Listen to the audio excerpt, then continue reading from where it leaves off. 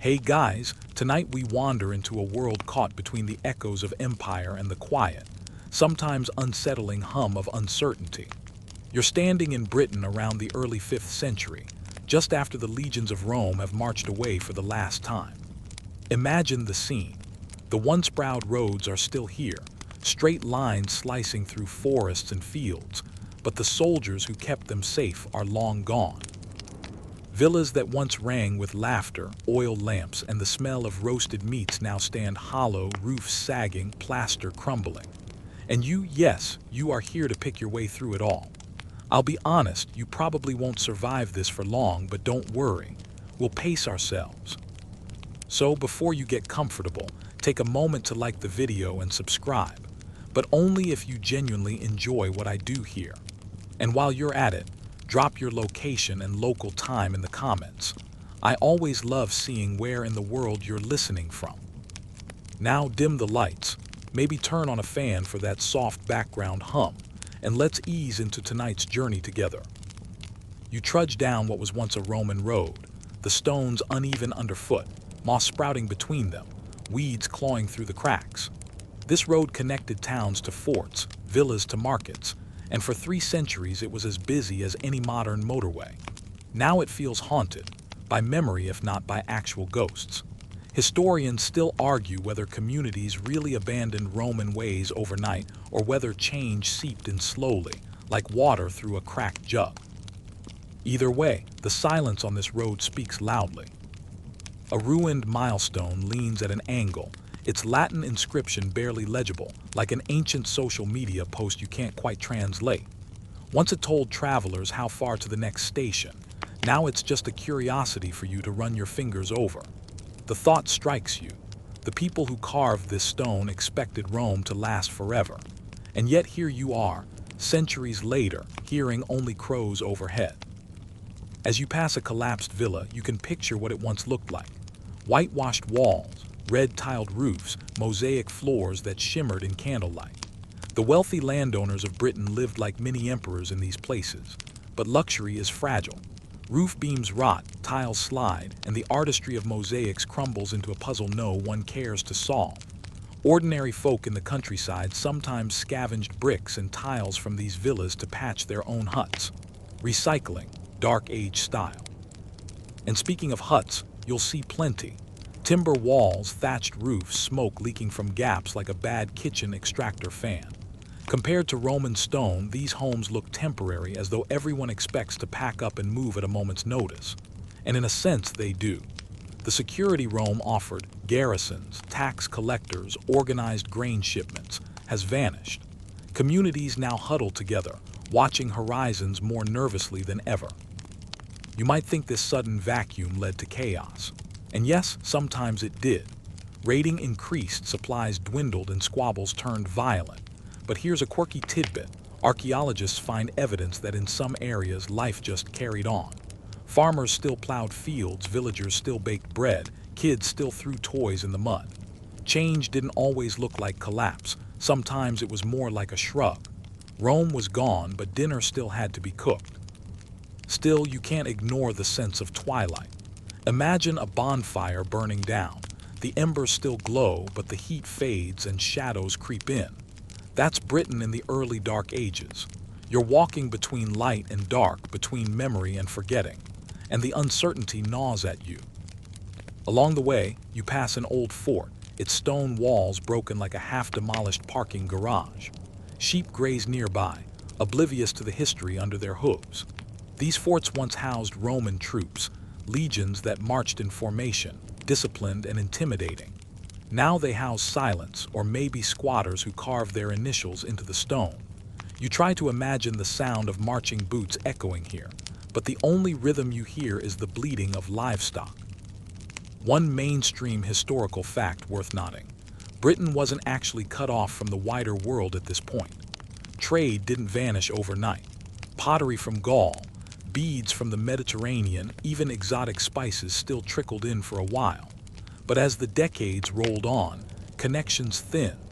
It's like your Wi-Fi signal dropping bar by bar until you're left with nothing but buffering. And here's something historians still debate. Was this truly a dark age, or is that label unfair? Some argue it was more of a transformation, a period of adaptation. Others insist it really was a cultural blackout, with literacy plummeting, buildings collapsing, and networks breaking down. The truth is messy. If you're the one trying to survive, the name hardly matters. You're too busy patching your roof or worrying about the next meal. Picture yourself meeting villagers along the way. They eye you warily, unsure if you're a friend or thief. Hospitality exists, but so does suspicion.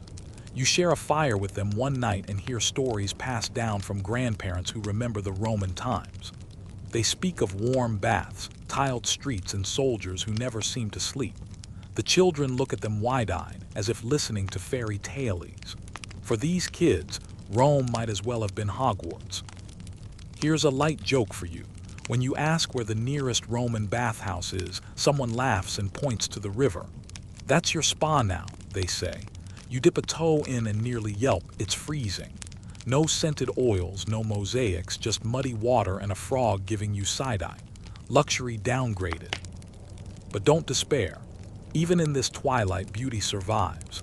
The land is still green, rivers still shimmer, and forests hum with life. People plant, harvest, sing, and dance. The human instinct to keep going, to stitch meaning into uncertainty, is strong. You sense that even as Rome's shadow looms, new patterns are taking shape. Night falls as you continue down the road. The stars burn above, clearer without city lights, each one a pinprick in the velvet dark. You feel small, yes, but also connected, standing at the hinge of history where one age ends and another begins. And as your eyelids grow heavier, you realize twilight isn't just about endings. It's also about beginnings waiting quietly in the dark. You wake to the sound of dripping water echoing through the shell of an abandoned Roman bathhouse. Morning light filters through cracks in the stone ceiling, and weeds snake their way between once smooth tiles. The room is hushed, like a church where no prayers are said anymore. You run your hand along the wall, feeling the faint outline of plaster frescoes that once showed gods, heroes, or maybe just decorative vines. Now, mildew paints its own abstract art. This is your first full day exploring the ghosts Rome left behind, and it's equal parts majestic and melancholic. Everywhere you turn in this post-Roman landscape, you stumble upon the bones of an empire. Aqueducts that once carried water in graceful arches stand silent, their channels dry and cracked. Mosaics lie half buried under dirt floors, bits of tesserae catching the sunlight like glitter someone spilled 2 centuries too early. And those mighty Roman roads, they're still here, but instead of orderly convoys of legionaries or wagons hauling amphorae of wine, you now meet weary farmers with donkeys or kids driving geese along the path. You pause at the remains of a Roman villa. Imagine it in its prime, courtyards echoing with laughter, mosaic floors depicting mythological scenes, hypocaust heating systems puffing warmth beneath your toes. Today, the hypocaust is a cave for foxes, and the only warmth is from the sun hitting broken tiles. You crouch and trace one small mosaic fragment, blue and white chips forming the hint of a dolphin. Once, a full marine scene sprawled across this floor. Now it's a riddle missing most of its pieces. Historians still argue whether the people who lived here after Rome left even cared about these relics. Did they marvel at them, wondering what kind of giants built such things? Or did they shrug, break off tiles, and reuse the stones for their own cottages? Evidence suggests both. Some sites show careful preservation. Others look like someone treated them as a free DIY store. If you've ever borrowed a neighbor's ladder and never returned it, you get the vibe. A mainstream fact: many towns shrank dramatically after Rome's departure. Londinium, for instance, went from being a bustling hub with stone walls, amphitheaters, and warehouses to a shadow of itself. People drifted out, preferring the countryside. Urban life, once a badge of Roman civilization, felt exposed and vulnerable without imperial protection. Yet a quirky tidbit: in some places, folks set up camp inside old Roman ruins, turning basilicas into barns and forums into makeshift homes. Imagine setting up your airbnb inside the ruins of the Colosseum, practical if drafty. As you walk, you notice bathhouses, once symbols of cleanliness and social life, crumbling into damp caves. The idea of heating gallons of water for communal soaking is now laughable. Firewood is precious, better used for cooking than filling stone tubs. Instead, villagers bathe in rivers or not at all. Personal hygiene takes a dip, literally. And yet, the memory of warm baths lingers, whispered by elders like an old family recipe nobody has the ingredients for anymore. You wander into an amphitheater overgrown with grass. Kids chase each other across the arena, oblivious to the gladiatorial echoes beneath their feet. Their laughter fills the air where once men fought to the death, or at least to bruises and applause. There's something oddly comforting in this, life recycling old spaces for new joys. Still, you can't help but picture a Roman crowd cheering, the roar mixing with the faint sound of sheep bleating nearby. Historians debate whether Britain's population actually declined during this period or just shifted. Some argue famine, disease, and raids thinned numbers dramatically. Others suggest people simply scattered from towns to countryside, making it look emptier than it was. Either way, when you walk through these ruins, it feels lonely. You half expect a toga-clad senator to stride past, complaining about taxes. Instead, you get a farmer in patched wool, asking if you've seen his missing goat. And here's a joke you can't resist. Imagine explaining Wi-Fi to these villagers. Yes, you'll have invisible roads in the air carrying messages instantly across the world. They laugh, then probably accuse you of sorcery. Ironically, their Roman ancestors already had a kind of Wi-Fi, the road network, postal service, and military couriers connecting the empire. Now, the signal is gone, and you're in airplane mode permanently. You stumble across an altar stone dedicated to a forgotten god. The inscription is worn but still readable if you squint. Maybe it honored Jupiter, Mars, or a local river deity the Romans tolerated. Now moss worships here more faithfully than humans. You wonder if villagers still slip coins into the cracks, hedging their bets between new Christian teachings and old pagan habits. Religion, like politics, rarely flips overnight. It simmers, blends, contradicts. One thing for sure, Britain without Rome is Britain with more silence. No marching boots, no bureaucrats demanding grain, no imported gossip from Rome about emperors assassinated on Tuesday and replaced by cousins on Thursday. Just wind through ruined arches and the caw of ravens perched on crumbling towers. Yet even silence has its lessons. You learn to listen for small sounds. The trickle of water in an old aqueduct, the rustle of ivy reclaiming marble, the echo of your own footsteps where once thousands trod. Still, not everything about Roman ghosts feels grand. Some ruins are dangerous, collapsing without warning. Others hide vermin or worse. People tell tales of spirits haunting villas, restless soldiers wandering roads, or demons lurking in baths. Quirky as it sounds, maybe those stories are just warnings for kids to keep out of unstable buildings. Or maybe, when you sit in the twilight of a ruined forum, you do feel watched. You tell yourself it's only owls. Probably. Before you move on, you crouch at the edge of a cracked mosaic floor and let your mind drift. Once, this was a dining room where wealthy Romans reclined on couches, eating imported figs and olives, listening to musicians strum lutes. Today, you eat a hunk of black bread, crumbs falling into the cracks between tesserae. History collapses into your lap, luxury reduced to leftovers, and yet you're still here, surviving. By late afternoon, the ruins cast long shadows. You realize you've been walking not just through stones, but through layers of memory. Each broken arch whispers, each carved milestone mutters, each forgotten bath steams only in imagination. Britain is no longer Roman, but it isn't entirely not Roman either. It's living in the shadow, half-lit, half-forgotten, strangely beautiful. And as the sun dips low, you prepare to leave this haunted chapter behind, even though you know its echoes will follow you into the villages and fields ahead. After all, once you've walked among ghosts, you don't stop hearing them. You follow the Roman road until it frays into a dirt track, winding its way toward a cluster of huts huddled together like gossiping neighbors. Smoke curls lazily upward, the unmistakable sign of cooking fires. This is village life now, stripped of imperial grandeur, yet stubbornly enduring. Here, survival is not about mosaic floors or marble columns. It's about whether your barley sprouts, whether your cow calves, and whether your neighbor agrees to lend you a hoe without grumbling too much. You step closer, and a dog barks sharply, tail wagging in that universal combination of suspicion and excitement. Children peer from doorways smudged with soot, their eyes wide with the curiosity that comes from living where strangers are rare. You wave, hesitant but friendly, and someone finally gestures you toward the central fire pit, where a few elders are tending a pot of stew. Congratulations, you've made it into the heart of Dark Age village survival.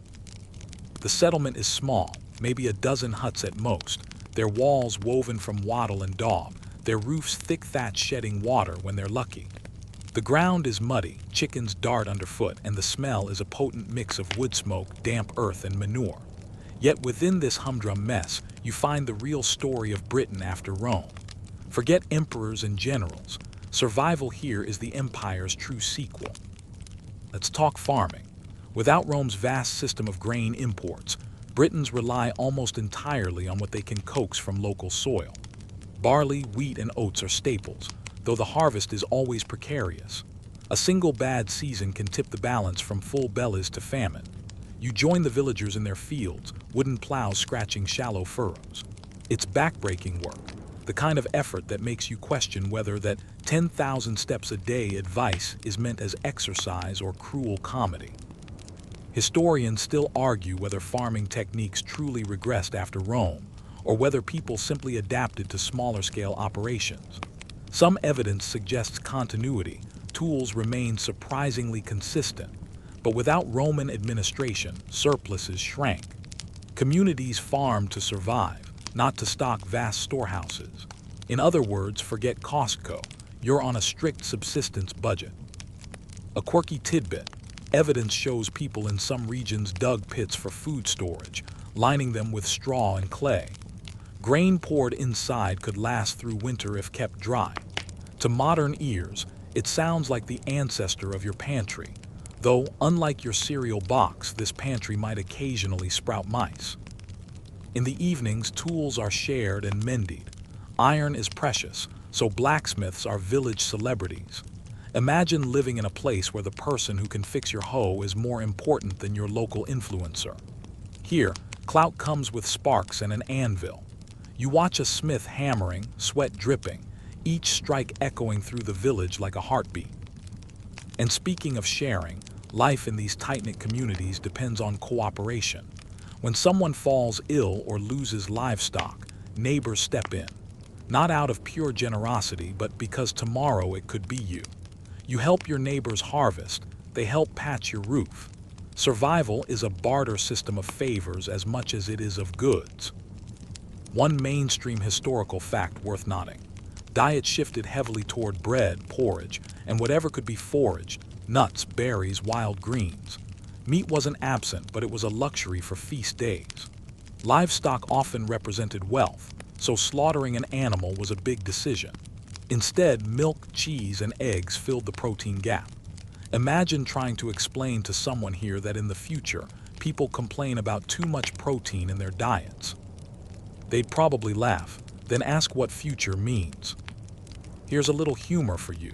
Dinner invitations in the Dark Ages are a gamble. One night, you might get rabbit stew with leeks. The next, watery gruel so bland it makes cardboard jealous.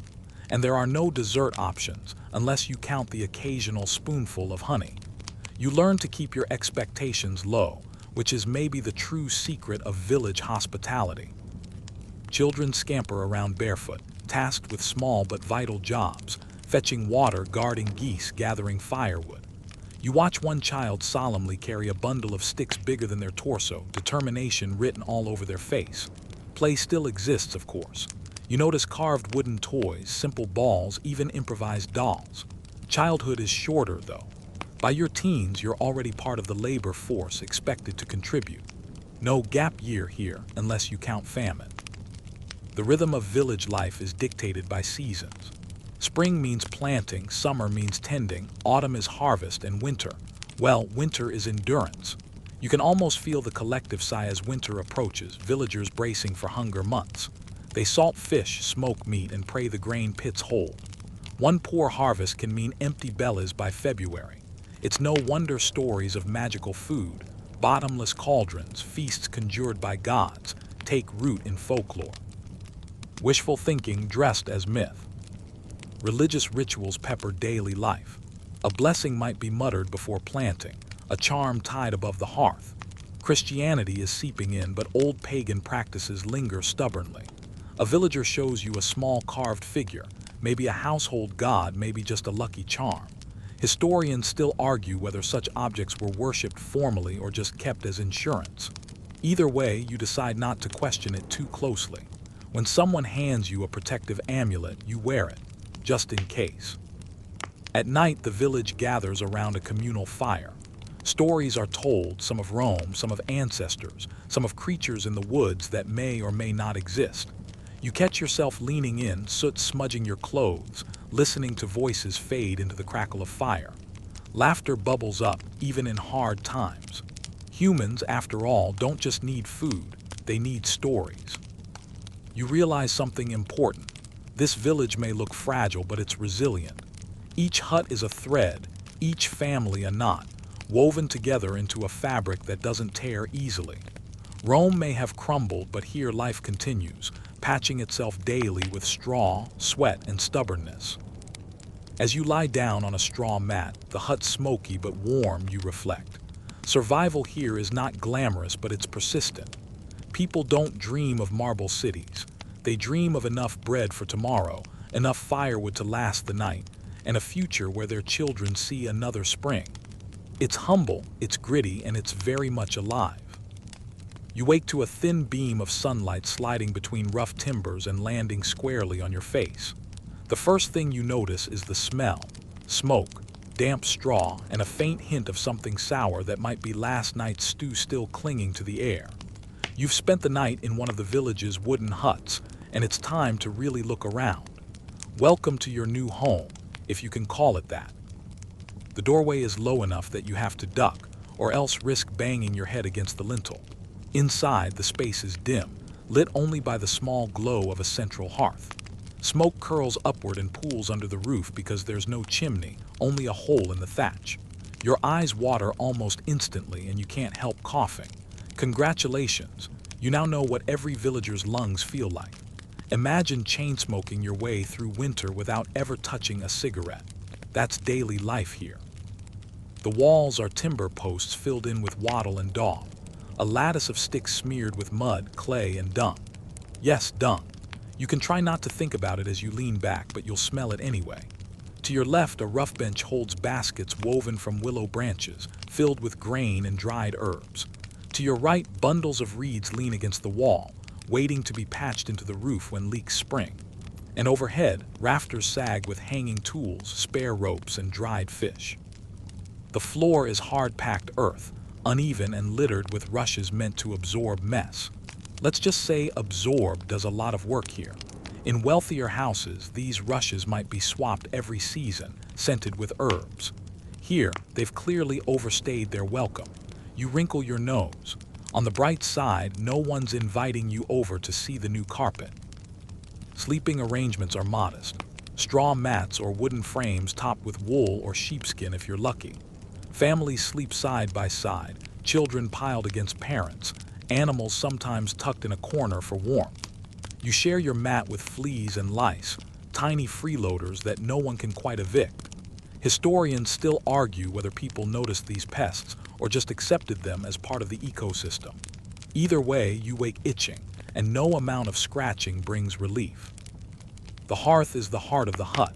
It provides heat, light, and the means to cook, but it also makes everything smell like a smoked ham: your hair, your clothes, your dreams. A pot dangles from an iron hook, and you realize that stew here isn't a single dish but a constant one. Each day's scraps get added to the pot, so the stew is technically as old as the pot itself. Perpetual stew, it's called. Modern chefs would charge a fortune for that kind of heritage recipe. Here, it's just necessity. Step outside and look at the huts around you. Each one leans slightly, like tired men after a long march. Roofs sag under the weight of thatch, walls crack in the damp, and yet somehow they still stand. Repairs are constant. Patch a hole, replace a beam, rethatch after storms. You realize quickly that the village carpenter is as important as any warrior. You don't win battles with sagging roofs, after all. A mainstream fact. Archaeology shows that many post-Roman homes were rectangular, a shift from the roundhouses of earlier Celtic tradition. These timber-framed halls sometimes grew large enough to host extended families or even whole communities under one roof. But in smaller villages like this, huts remain modest. No mosaics, no marble, just timber, mud, and patience. Now for a quirky tidbit. Some homes had sunken floors, a feature archaeologists call Grubenhäuser. These shallow pits dug beneath the hut may have helped with insulation or storage. Or maybe they just made good play spaces for kids. Historians still debate their true purpose, but for you it feels like tripping hazards waiting to happen. You can imagine yourself tumbling in with a loud crash, while villagers shake their heads. That stranger can't even walk straight. Living in these homes means living close, too close. Privacy is a luxury you don't get. Every argument, every laugh, every midnight sneeze is shared. If someone snores, the whole hut knows it. Families cook, eat, sleep, and work in one smoky room with animals penned nearby. You glance at a pig rooting in the corner, its snout dusted with ash. It looks at you as if to say, "Don't judge me, we're all in this together." The construction itself is surprisingly clever. Timber posts driven into the ground form a frame, woven sticks add support, and daub fills the gaps. Thatch roofs are thick, sloping low to shed rain. When storms hit, the whole hut groans like an old man standing up, but it rarely collapses outright. Still, winters are brutal. The wind seeps through cracks, drafts sneak under doors, and frost lingers indoors as much as out.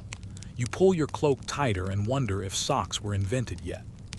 Spoiler, not really. Cooking smells cling to everything. Cabbage stew, boiled barley, onions roasted on coals. It's hearty but monotonous. Occasionally, a rabbit or fish spices up the menu. When that happens, the hut fills with excitement. Children peer eagerly into the pot, noses twitching like little foxes.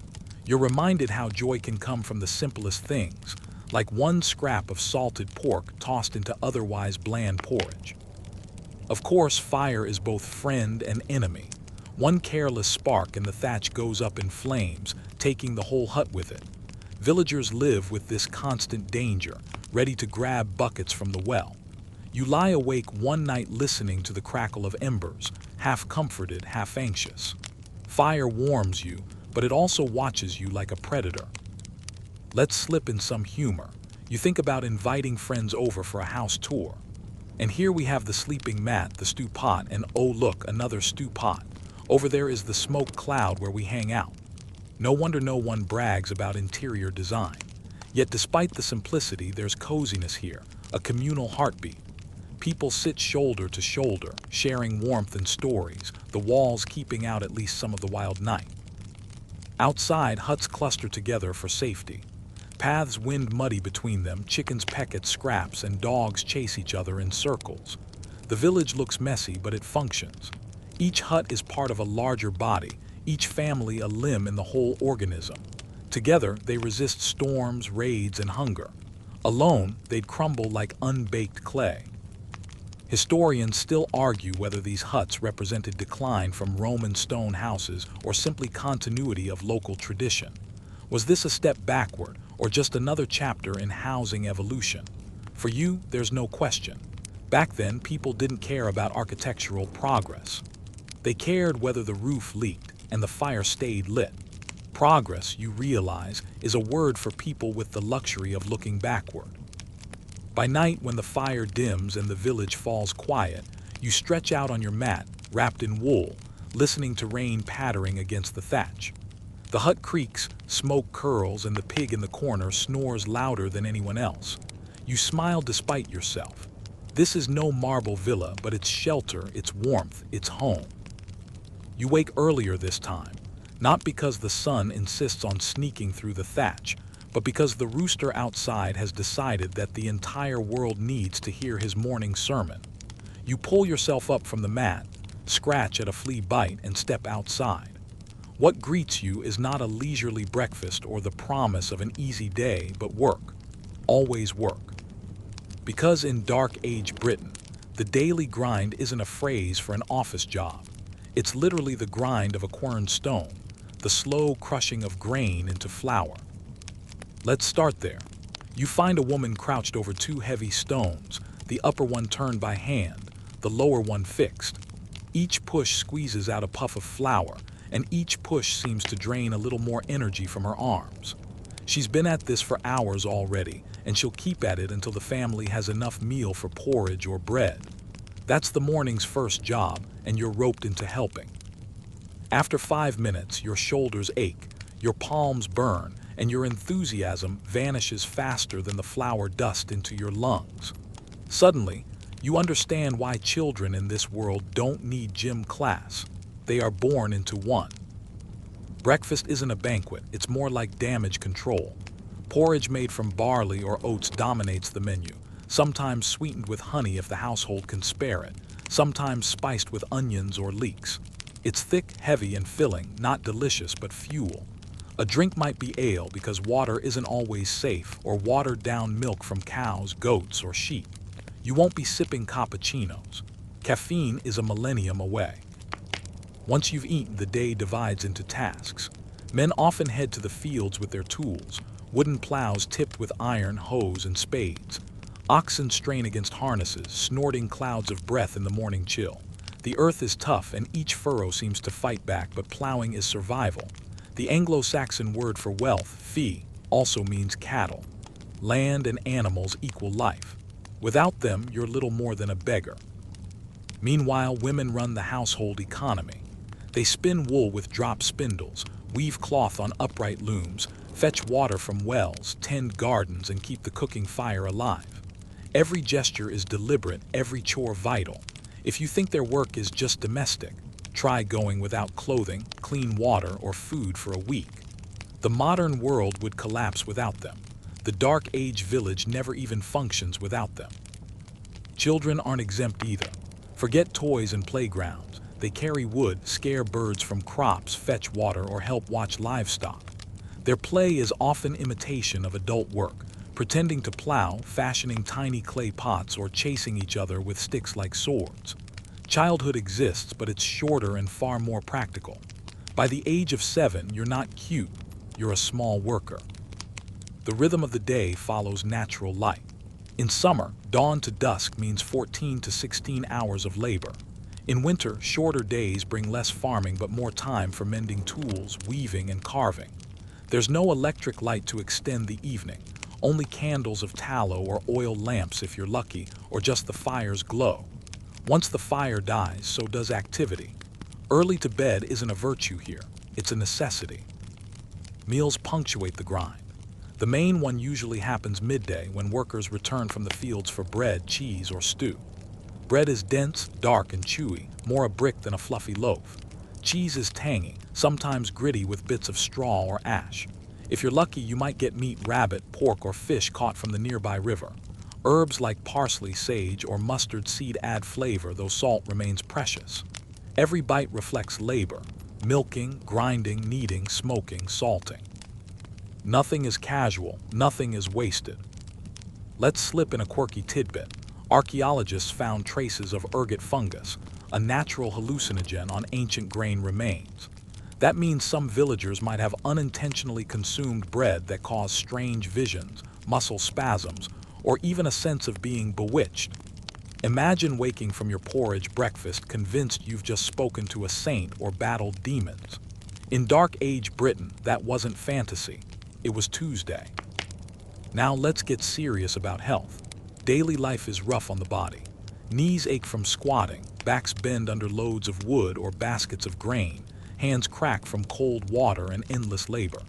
Life expectancy hovers around 30 to 40 years, though if you survive childhood, you might reach 50. Teeth are worn down from stone, grit, and flour. Infections spread without antibiotics, and childbirth remains perilous. Yet for all that, people endure. Strength and resilience aren't optional. They're baked into survival. Seasonality shapes everything. In spring, fields demand planting, animals birthing, and repairs after winter. Summer brings weeding, haymaking, and long days of toil. Autumn is harvest, the climax of labor, the difference between hunger and plenty. Winter slows farming but increases hardship, as food stores shrink and illness thrives. Each season requires its own rhythm, its own sacrifices, and the whole village works in unison to keep pace. Religion seeps into the day as well. The bell from a small wooden church might call villagers to prayer, or a local priest might wander by, blessing fields or preaching against pagan customs.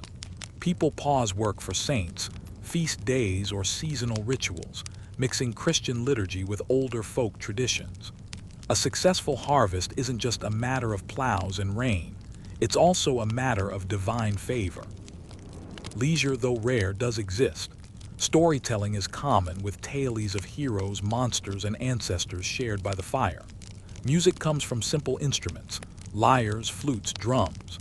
Games include dice, board games like H-Nefatafel, a strategy game resembling chess, or athletic contests. Ale or mead loosens tongues, and laughter carries across the smoky huts. Even in hardship, people carve out joy. Here's a humorous angle. Imagine yourself explaining a modern workout routine to a Dark Age villager. Squats. They do those hauling water, deadlifts. They call that carrying firewood. Cardio. It's called running after the cow that escaped. They'd look at your gym membership and wonder why you're paying to do chores without the benefit of stew at the end. Evenings wind down with another meal, smaller than midday, often leftovers reheated in the pot.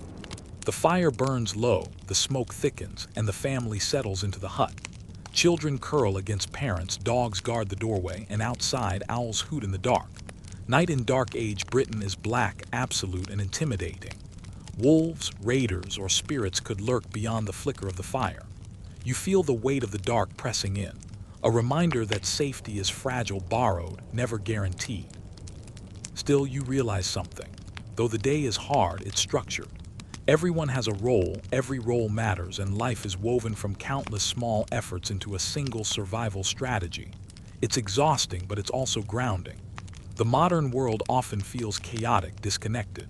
Here, everything connects: earth, fire, animals, people, and time itself. You go to bed sore but not empty. Tomorrow will be the same and the same again, and that sameness is its own kind of stability. And as you drift off to sleep in your smoky hut, fleas nibbling, rooster already stirring for his next sermon, you realize you've glimpsed something extraordinary. The unbroken heartbeat of daily life in Dark Age Britain. Ordinary, repetitive, grinding, and yet utterly essential. The smoke from last night's fire still clings to your hair as you step out into the morning air, and the first thing your stomach does is growl.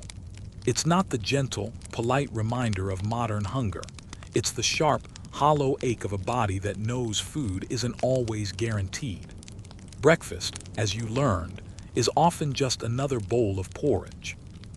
But tonight we're going deeper into the story of food, because to live in Dark Age Britain means navigating a constant dance between scarcity and celebration, between famine and feast. And spoiler alert, you'll probably be disappointed if you expect anything resembling brunch with mimosas. Let's start with the basics. Day-to-day meals are repetitive, built on grains like barley, oats, and wheat where available. Bread is the backbone of life, but don't imagine fluffy baguettes or supermarket loaves. This bread is dense, dark, and chewy, more survival tool than culinary joy. You chew, and it never quite softens. Grit from the grinding stones scratching your teeth like tiny bits of sandpaper. It fills you, yes, but it also wears you down. Dental archaeologists can literally track the lives of Dark Age villagers by the grooves carved into their teeth from decades of chewing this sandy bread. Your future dentist would have been horrified if dentists existed.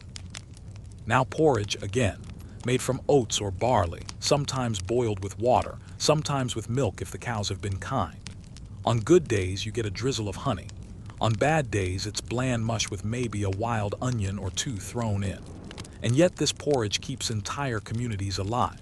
It's quick, filling, and endlessly adaptable, sort of like the medieval version of ramen noodles. And just like instant noodles after your fourth straight meal, you never want to see it again. For protein, meat is a rarity for most. Pigs are the most common livestock because they eat almost anything, grow quickly, and can be salted or smoked for preservation. Beef is valuable but usually reserved for special occasions or the tables of chiefs and kings. Sheep and goats give milk, cheese, and wool. Chickens provide eggs. Hunting wild game, deer, boar, rabbits, is technically possible but often restricted by local laws or dangerous terrain. Fishing, on the other hand, is more accessible. Rivers and coastal areas provide eels, salmon, herring, and shellfish, though preservation remains a challenge without constant smoking or salting.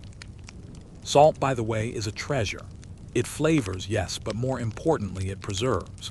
Without refrigeration, salt is the difference between a winter stew and a wasted carcass. People near coastal salt works or trade routes have an advantage, while inland villages struggle. A historian once remarked that salt was like the medieval fridge, expensive, indispensable, and occasionally broken when storms ruined production. Fruits and vegetables, mostly local and seasonal. Apples, pears, plums, and berries appear in summer. Hazelnuts and acorns in autumn. Root vegetables like carrots, parsnips, and turnips bulk out stews. Leeks and onions are ever present, while peas and beans supply crucial protein. Spices, though, are rare luxuries, imported at great cost and limited to the wealthy. Most villagers spice their meals with herbs like sage, nettle, or mustard seed. Imagine your spice rack shrinking to just 3 jars, all of them green and vaguely bitter, and you get the idea. Alcohol is everywhere. Ale, low in alcohol, cloudy, and slightly sour, is safer than water in many places. Even children drink it, though in diluted form. Mead made from honey appears in small amounts, especially at feasts. Wine exists, but unless you're wealthy or near a monastery with good trade links, you're unlikely to see it. A flagon of imported wine could be a status symbol, the medieval equivalent of showing off an expensive bottle of champagne at a party. Now here's a quirky tidbit for you. Archaeologists found evidence that some villages brewed beer flavored with heather, bog myrtle, or other herbs long before hops became standard. The result? A strange, herbal buzz that modern craft brewers would probably charge you £12 a pint for. Hipsters, eat your heart out. Dark Age villagers invented experimental small-batch brewing centuries before you. But life isn't just endless porridge and chewy bread. Every now and then the drudgery breaks with a feast. Imagine, the harvest has been good, the warriors return victorious, or the local chief wants to show off wealth. Suddenly, animals are slaughtered, ale flows like a muddy river, and long wooden tables groan with food. Music rises, bards chant, and the smoke of roasting meat curls into the rafters. Feasting is not just about eating, it's political theater. A chief or king demonstrates generosity by feeding others. The more lavish the spread, the stronger the loyalty earned. Pork joints roasted on spits, thick stews with herbs and onions, bread stacked in baskets, cheese wheels cracked open, honey cakes and nuts passed around. Everyone eats, everyone drinks, and in that moment of plenty the world feels less cruel. Historians still argue whether these feasts were primarily about community bonding or naked power. Were they heartfelt gestures of togetherness or calculated displays of wealth to keep followers obedient? Probably both. But one thing is certain. For villagers who lived most of the year on bland staples, the taste of roasted pork, dripping fat and seasoned with herbs, would be remembered for months. There's also ritual in food. Christian fast days meant abstaining from meat, pushing fish and vegetables into the spotlight. Pagan festivals tied meals to the seasons. Harvest offerings, solstice feasts, fertility rites with symbolic bread or cakes. Eating wasn't just survival. It was tied to belief, identity, and the cycles of the year. Imagine biting into a hunk of bread baked specifically for a midsummer festival, knowing the shape, the seeds, and the sharing all carried meaning beyond calories. But famine lurks always at the edges. One bad harvest, one harsh winter, one raider's raid, and the food supply shrinks. Granaries empty, livestock are stolen, and villagers tighten belts. Malnutrition sets in, and with it, vulnerability to disease. Accounts from later centuries record the hungry gap.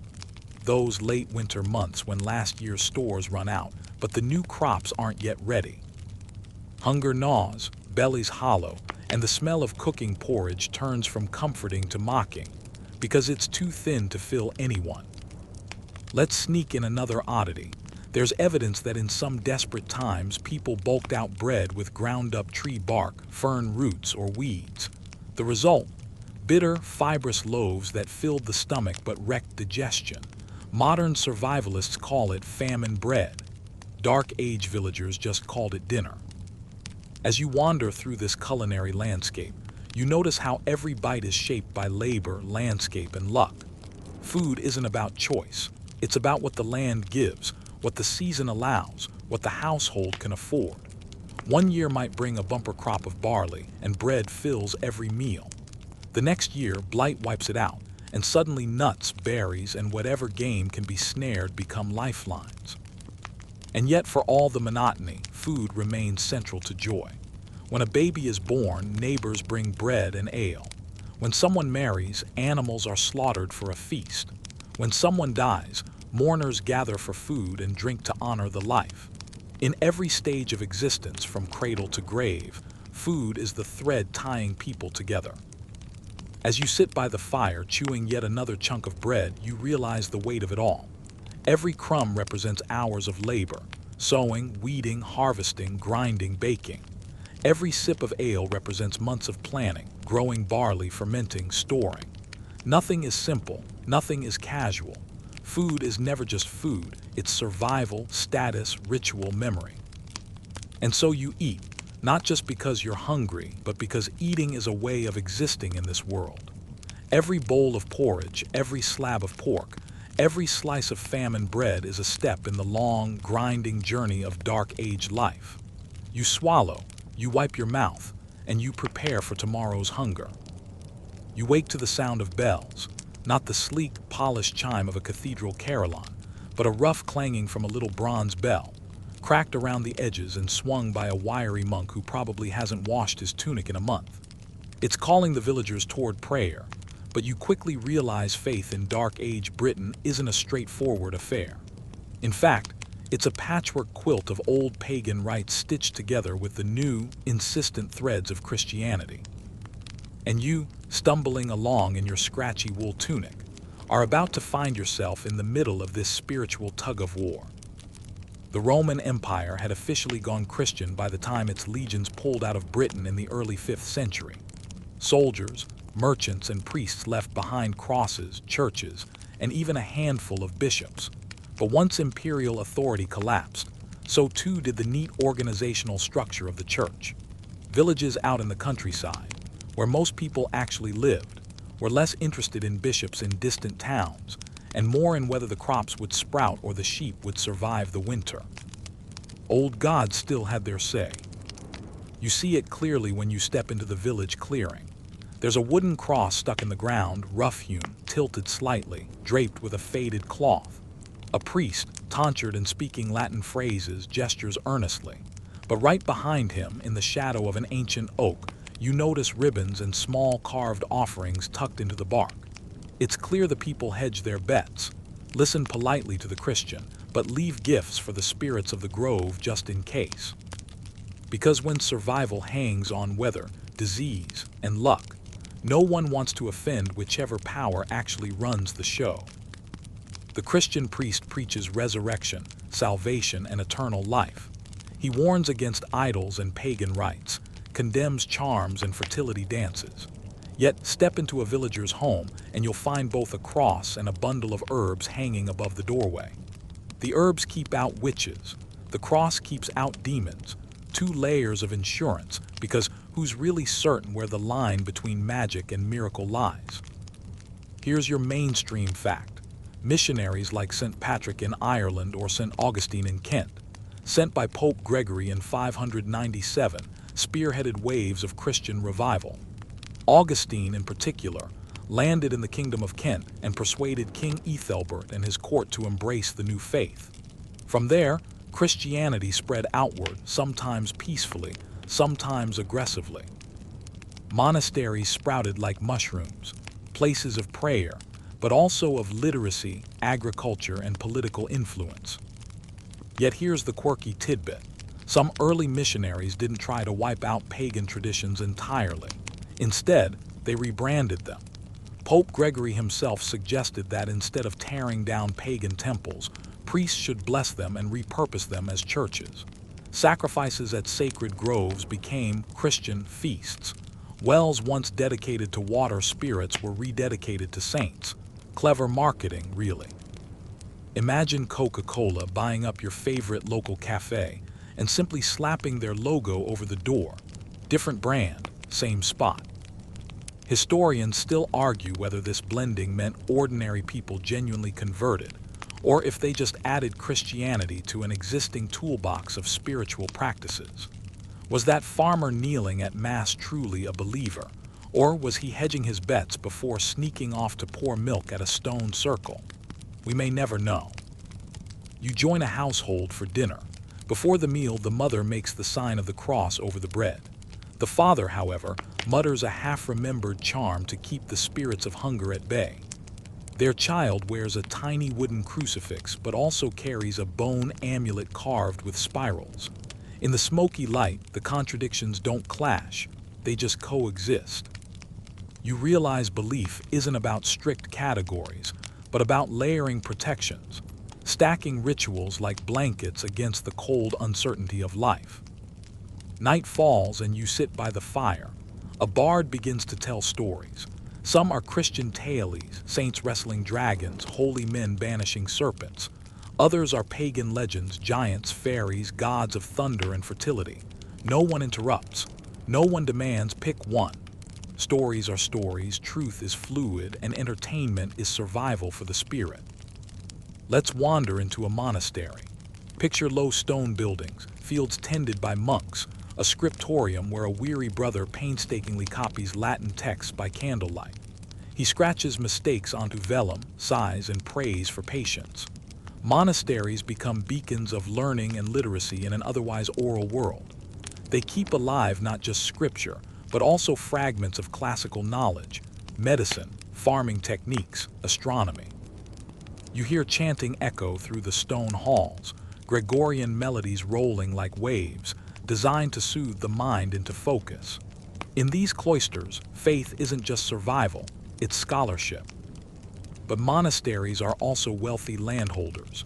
They collect tithes, own fields, and sometimes compete with local chieftains.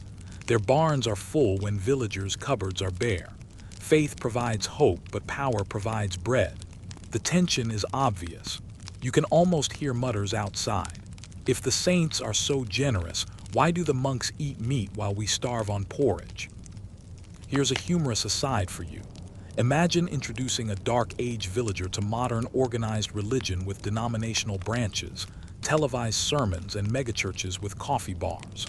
They'd probably blink, scratch their head, and say, "So you're telling me people fight over how to kneel properly?" And they drink lattes while doing it. Meanwhile, they're still worried whether the god of rain has accepted yesterday's offering of a goat liver. Priorities, right. Seasonal festivals highlight the blending of traditions. At midwinter, Christians celebrate Christ's birth, but villagers still light bonfires, dance in circles, and burn Yule logs to chase away dark spirits. At Easter, eggs are dyed and hidden, echoing pagan fertility symbols. Harvest festivals honor saints and also ancient earth deities. You see that Christianity's genius isn't always in confrontation, it's in adaptation. Dreams and visions also play a role. Someone who sees a glowing figure in the woods might claim it's an angel or a fairy queen. Illness might be blamed on sin or on angry ancestral spirits. A sudden recovery could be a miracle or simply the herbs finally kicking in. Spiritual interpretation fills the gaps that medicine and science can't. And you notice how religion shapes morality. The priest warns against stealing, adultery, or murder, not because the local chief doesn't already punish them, but because eternal damnation is a pretty strong deterrent. Guilt, fear, and hope weave together into behavior control. Yet alongside this, pagan customs still emphasize honor, hospitality, and vengeance. It's a moral stew, bubbling with both Christian forgiveness and pagan obligation. As dawn creeps in again, you walk past the oak tree one more time. The ribbons still flutter. The offerings still rest in the bark. But now you also hear the monk chanting morning prayers in his church. Two faiths hum side by side, like twin melodies overlapping. In Dark Age Britain, belief is less about choosing sides and more about layering, improvising, and constantly adapting. You return to your smoky hut, cross yourself, and whisper a charm for safe sleep. No contradiction, just survival in a world where every scrap of protection matters. The morning mist clings low over the fields as you hear a horn echo across the valley. It's not the gentle call to prayer of a monk's bell or the familiar crow of a rooster. It's sharper, commanding, a sound that makes people straighten their backs and look toward the horizon. This is no ordinary day of porridge and plowing. Today, the local chief is mustering his men. And in Dark Age Britain, when a horn sounds, it means politics, power, and probably blood. You shuffle toward the village center where a group is gathering. At the head stands the chief, tall and broad-shouldered, his cloak fastened with a bronze brooch, his hair wild but carefully oiled. Around him, a ring of warriors tighten belts, adjust spears, and eye each other with both camaraderie and suspicion. These are his warband, not just fighters but the backbone of his authority. Without them, he's just another farmer with a fancy title. With them, he's the law, the judge, the protector, and sometimes the terror of the valley. In the centuries after Rome's departure, Britain fractured into dozens of tiny kingdoms and chiefdoms. Imagine a patchwork quilt, each square ruled by its own strongman, each border contested, shifting with every raid, marriage, or skirmish. The idea of England or Scotland doesn't exist yet. Instead, you have Kent, Mercia, Wessex, Powys, Strathclyde, the names of tribes and regions that rise and fall like waves. Each ruler builds his legitimacy not through paperwork or elections, but through loyalty, generosity, and raw force. Mainstream fact time. The Anglo-Saxon concept of comitatus, the bond between a lord and his warriors, defined politics. Warriors pledged loyalty, service, and their lives in exchange for protection, food, gifts, and glory. A chief was judged by how well he rewarded followers, with gold arm rings, swords, feasts, and land. Fail to provide, and your men drift away to a more generous lord. Loyalty is sticky but not unbreakable. It's sealed in mead halls and tested on battlefields. But here's a quirky tidbit. Loyalty sometimes took bizarre forms.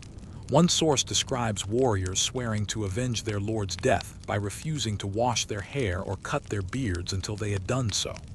Imagine a whole gang of shaggy-haired, wild-eyed men stomping around looking like the medieval version of a heavy metal band, all because they were waiting for the right fight. Hygiene as a loyalty oath. It's both intimidating and a little ridiculous. Historians still argue whether chiefs ruled primarily through personal charisma or through control of land and resources. Was it the sparkle of a gold arm ring on a warrior's arm that secured obedience, or the fact that the chief controlled the fertile valley where everyone needed to farm? The answer likely lies somewhere in between. Gifts bought loyalty, but gifts came from land, and land was seized through force. A cycle of power built on generosity, conquest, and the constant threat of violence. Now let's look at the warband itself. You join them as they gather for training.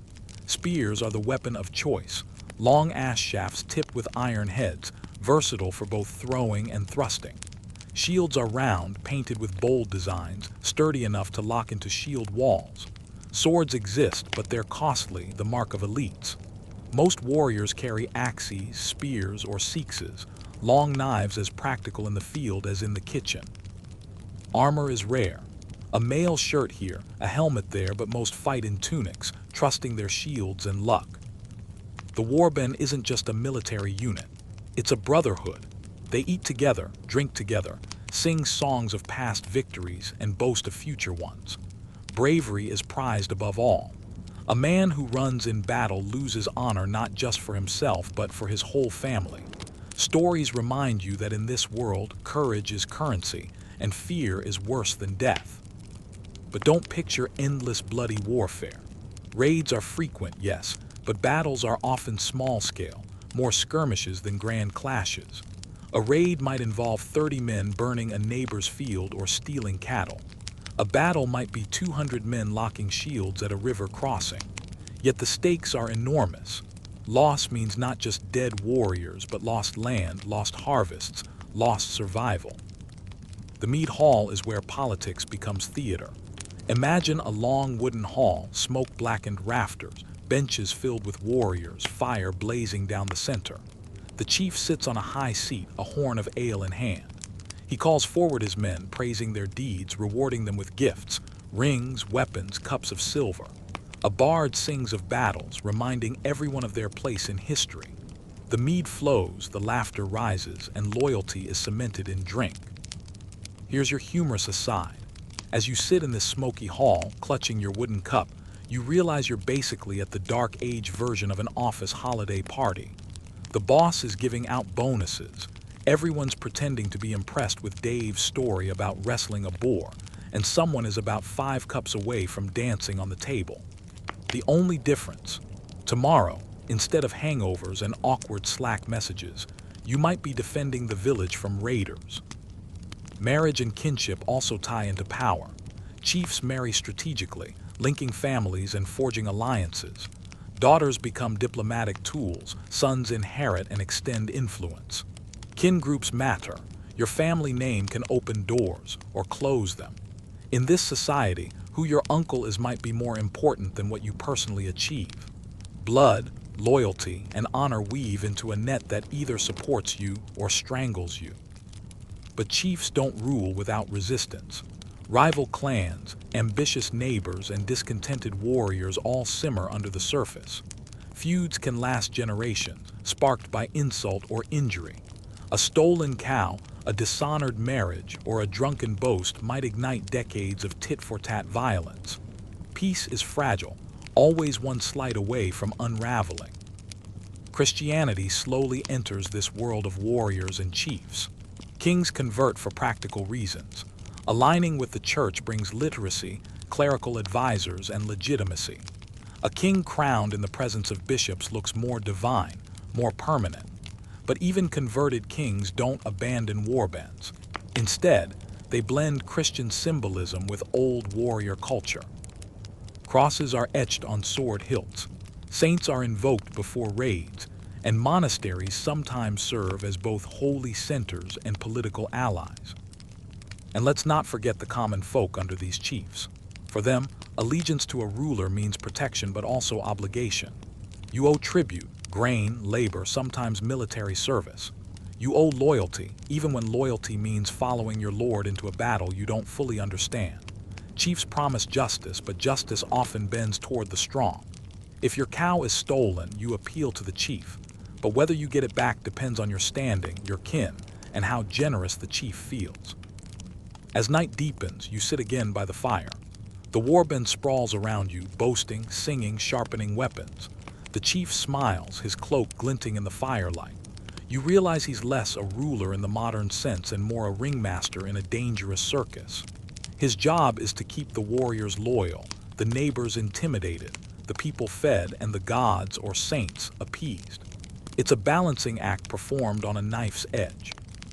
You lie down, shield for a pillow, wondering if tomorrow will bring a raid, a feast, or a betrayal. In Dark Age Britain, chiefs and warbands hold the line between order and chaos, and you, whether warrior, farmer, or wanderer, live in the shadow of their power. The wind whips your cloak as you stand at the edge of a ragged wooden jetty. The North Sea stretches out before you, gray, restless, and utterly unforgiving.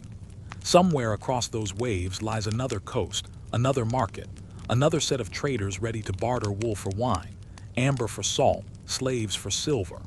But right now, with the smell of tar and fish stinging your nose, you realize just how precarious Dark Age seafaring truly is. Britain in this era is not an island closed off from the world. Far from it. Even though Rome has vanished, trade routes hum quietly, threading through rivers, coastal paths, and the rough seas that separate kingdoms. You live in a world of barter, haggling, and long voyages where risk and reward hang on the same fragile plank of a ship. You step aboard a clinker-built vessel, its overlapping planks sealed with tar and animal hair, the hull narrow but sturdy. There's no deck to shield you from the spray, no cabin to hide from the cold. You huddle with bales of wool, amphorae of oil, sacks of salt, and maybe a few very seasick goats. Oarsmen grip their oars, shoulders already aching, while a single square sail flaps above. You think to yourself, if this is luxury shipping, I'd hate to see economy class. Mainstream fact here. Anglo-Saxon and Celtic communities produced wool, grain, and salt for local use, but imported luxuries like wine, fine pottery, and glassware. Archaeologists have found fragments of Mediterranean amphorae in remote British settlements, proof that goods traveled astonishing distances. Even in the so-called Dark Ages, your mug of wine could have sailed from Spain, and the beads around your neighbor's neck might have been traded down from the Baltic. But here, the quirky tidbit. In some parts of Britain, people literally used cattle as currency. Yes, before coins became widespread, your wallet was a mooing, grass-chewing beast. Paying your debts might mean handing over a cow, which is considerably less convenient than tapping a card reader. Imagine buying a pint of ale and telling the innkeeper, "Just wait here while I wrangle my change." Historians still argue whether this was a barter economy at heart, or whether a more complex system of proto-money existed. Were those shiny silver coins minted in Kent just showpieces of royal power, or did they circulate widely among common folk? Some claim coins were used mostly for ceremonial or elite transactions, while others believe they trickled down into everyday markets. The archaeological record shows coins appearing sporadically, but bones, pottery, and livestock seem to tell a story of barter holding firm. You shuffle closer to the market square of a port town, one of those rare buzzing hubs where locals and foreigners mingle. Picture it, a muddy clearing, wooden stalls, the air thick with the smells of smoked fish, damp wool, and sizzling meat. Traders cry out their wares, salted herring, iron knives, beads of bright amber. You see a Frankish merchant, his cloak pinned with a brooch of polished bronze, trying to sell red wine to a suspicious Briton who insists on tasting it 3 times before considering a trade. There's no neat currency exchange here. Instead, transactions happen through long haggles. A cloak might be worth 2 jars of honey, or maybe 3, depending on your bargaining skill and how desperate the seller looks. Everyone knows roughly the value of goods, but negotiation is an art form, and insults fly as easily as offers. To accuse someone of cheating is to wound their honor. And in this world, honor matters as much as profit. You can't help but notice how vulnerable trade feels. No Royal Navy protects these ships. Pirates, yes, even in the 6th century, prowl the coasts. Raiders swoop down on ports, stealing goods and people alike. Slavery, harsh as it sounds, is a core part of commerce. Captives taken in raids are traded just like livestock or pottery. A boy stolen from the Welsh hills might end up tending fields in Ireland. A girl taken from Kent might be sold in a Frankish villa. Trade connects worlds, but not always in ways you'd want to advertise on a postcard. Now for a lighter aside. Somewhere in this market, you watch a trader from the far north pull out what looks like a lump of dirty, hardened resin. Locals gasp. It's amber, fossilized tree sap from the Baltic, prized for jewelry. He polishes it with spit and a rag until it gleams golden. Everyone oohs and ahs, and you think that's basically the dark age version of showing off a fancy new iPhone. The crowd gawks, someone asks how much, and the cycle of envy begins. Britain's rivers act as highways for trade. Longboats can slip up the Thames, the Humber, or the Severn, reaching deep into the interior. Inland villages, otherwise cut off from coastal exchange, suddenly see goods from far-off lands. A pot of salt from Droitwich might end up seasoning meat in a settlement miles away, carried by cart or back. Salt, by the way, is the superstar of commodities. It preserves meat, flavors food, and, fun fact, sometimes doubled as part of wages. Being worth your salt was not just a saying. And oh, the role of wine. For an ordinary farmer, ale brewed from barley is the everyday drink. But wine, deep red, imported, luxurious, is the drink of chiefs and bishops. A cup of wine at a feast is more than refreshment. It's a statement of connection to the wider world. You can almost see the smug grin on a chief's face as he sips Frankish wine in his smoky hall, making sure every warrior knows he's got contacts across the channel. Historians puzzle over just how far these networks stretched. Did Mediterranean traders regularly reach Britain, or did goods pass hand to hand across countless middlemen? A jar from Spain might pass through half a dozen markets before arriving in a British village. Was Britain a major node in a vibrant web, or just the quiet, soggy end of a long supply chain? The evidence is tantalizing but incomplete. You can't help but reflect on the courage or recklessness of the sailors. Imagine rowing for days, seasickness gnawing, salt stinging your eyes, and the constant dread of a storm. One rogue wave and your whole cargo, your crew, maybe your life is gone. Yet they do it again and again. Why? Because trade is survival. Luxuries boost prestige, but even basics like salt and grain keep communities alive. Without trade, famine strikes faster and chiefs lose loyalty. As the market winds down, you notice children chasing each other with wooden toys, their laughter cutting through the noise. A trader tries to pack his wares. A goat escapes and bolts down the muddy street, and a harried farmer lunges after it. For a moment, you laugh, realizing markets have always been a blend of chaos and commerce. Replace the goats with shopping carts, and you're basically watching a medieval Walmart parking lot. The sun dips low, and you realize this world of barter and boats is fragile yet resilient. Goods cross seas, carried by men willing to gamble everything. Markets buzz, coins jingle faintly, and sometimes a simple cow changes hands like a sack of gold. Trade in Dark Age Britain is less about balance sheets and more about survival, prestige, and trust. And as you pull your cloak tighter against the cold wind, you understand. Those who master the currents of commerce hold as much power as any warlord with a sword. The night is still, broken only by the slow toll of a bronze bell. Its deep voice rolls across the valley, carrying through the mist and into your bones. You're not standing in a smoky mead hall tonight, nor in a market where goats run wild. No, you're on the threshold of a monastery, one of the rare islands of order, learning, and prayer that dot the rough seas of Dark Age Britain. The gates creak open, and the smell of beeswax candles, damp stone, and freshly baked bread drifts out. You step through, leaving behind the mud and chaos of everyday village life. Within these timber walls or stone cloisters lies a different rhythm, one measured not by raids or harvests but by the hours of prayer. For most people in Dark Age Britain, life is toil, hunger, and fear. But here, men and women carve out a fragile sanctuary where quills scratch parchment, where hymns rise against the storm, and where, in their own way, they try to hold back the darkness. The monks, hooded, barefoot, their wool robes coarse but warm, move silently in a line. Each carries a candle, and the flickering light paints their faces gold. They file into the chapel, voices rising in chant, words in Latin that most of the outside world cannot understand. The sound is haunting and strangely soothing. For a moment, you feel lifted, as though time itself slows. Mainstream fact here: monasteries in Britain, especially from the 6th and 7th centuries onward, became the heart of literacy and record-keeping. Monks painstakingly copied not only religious texts, but also fragments of classical learning.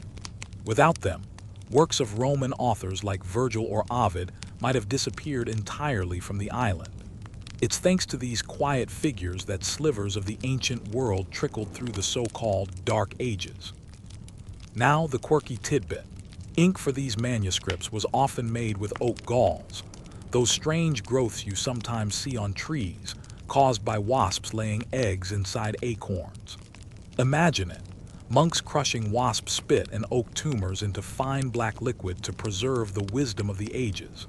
If you thought your stationery was fancy, try telling your friends your pen ink is wasp juice.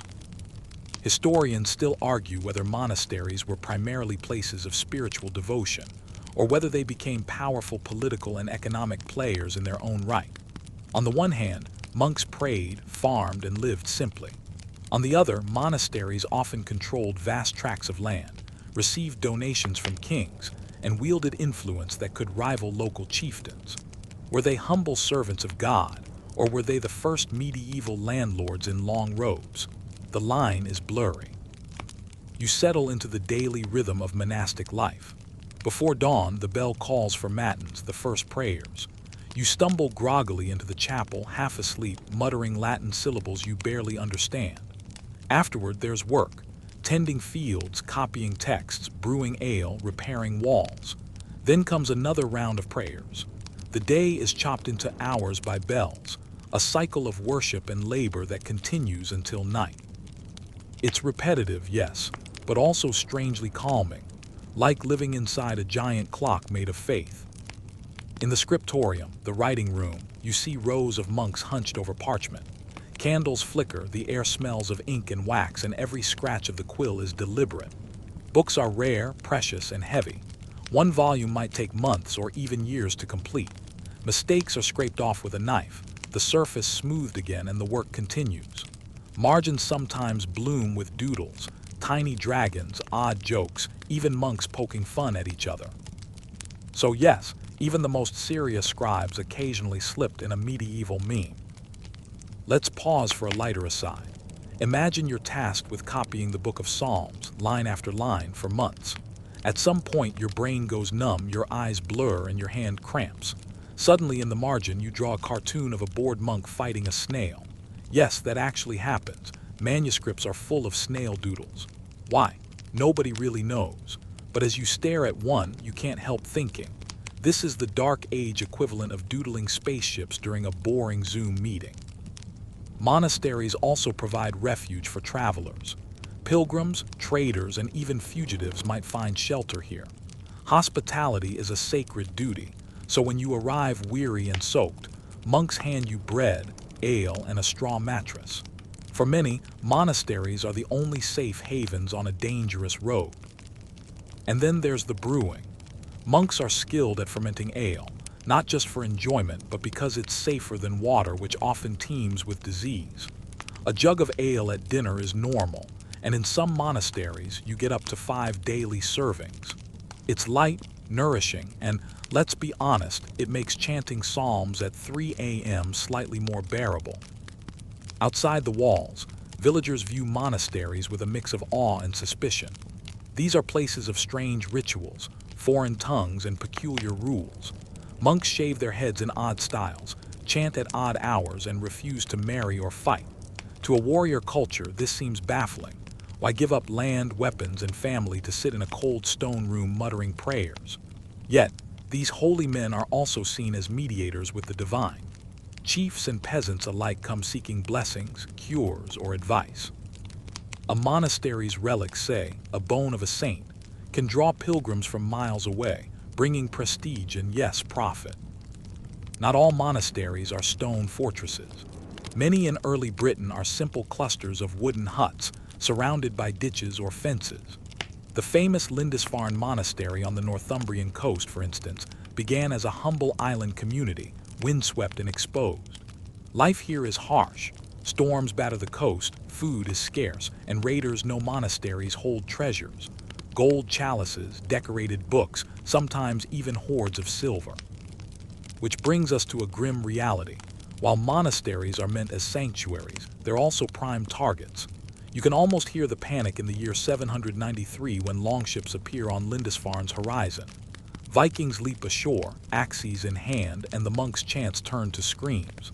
That rage shocked Christendom, marking the start of centuries of Norse attacks. Imagine spending years copying a holy text, only to watch it burn in minutes. It's tragedy on parchment. But tonight you're safe. The walls around you hold, the lamps glow, and the chanting continues. You sit with a monk at dinner, thick vegetable stew, coarse bread, and a hunk of cheese. He explains that his vow of silence isn't total, it's more about restraint. He tells you softly about the rhythm of prayer, the importance of humility, the joy of quiet labor. You realize he has found a kind of peace in this disciplined life. It's not for everyone, but for him. It's freedom from the endless cycle of raiding, farming, and fearing. And here's your modern chuckle. Halfway through the meal, you notice hand signals flying around the table. One monk gestures wildly at another, apparently the signal for pass the salt. Another points, taps his chest, and makes a face. You stole my cheese. It hits you that monks basically invented medieval charades, all because they couldn't talk during meals. Silent dining, pious for them, hilarious for you. As night deepens, the final prayers echo low and slow. Candles gutter, shadows crawl across the stone. You curl up on a straw mattress, the smell of hay mixing with wax. Outside, wolves might prowl, raiders might scheme, but here, within these fragile walls, words are copied, prayers are whispered, and a tiny ember of learning glows against the dark. You drift toward sleep knowing that while chiefs and warbends shape the land through strength, it is the monks who shape memory. Their ink and parchment preserve stories, laws, and prayers.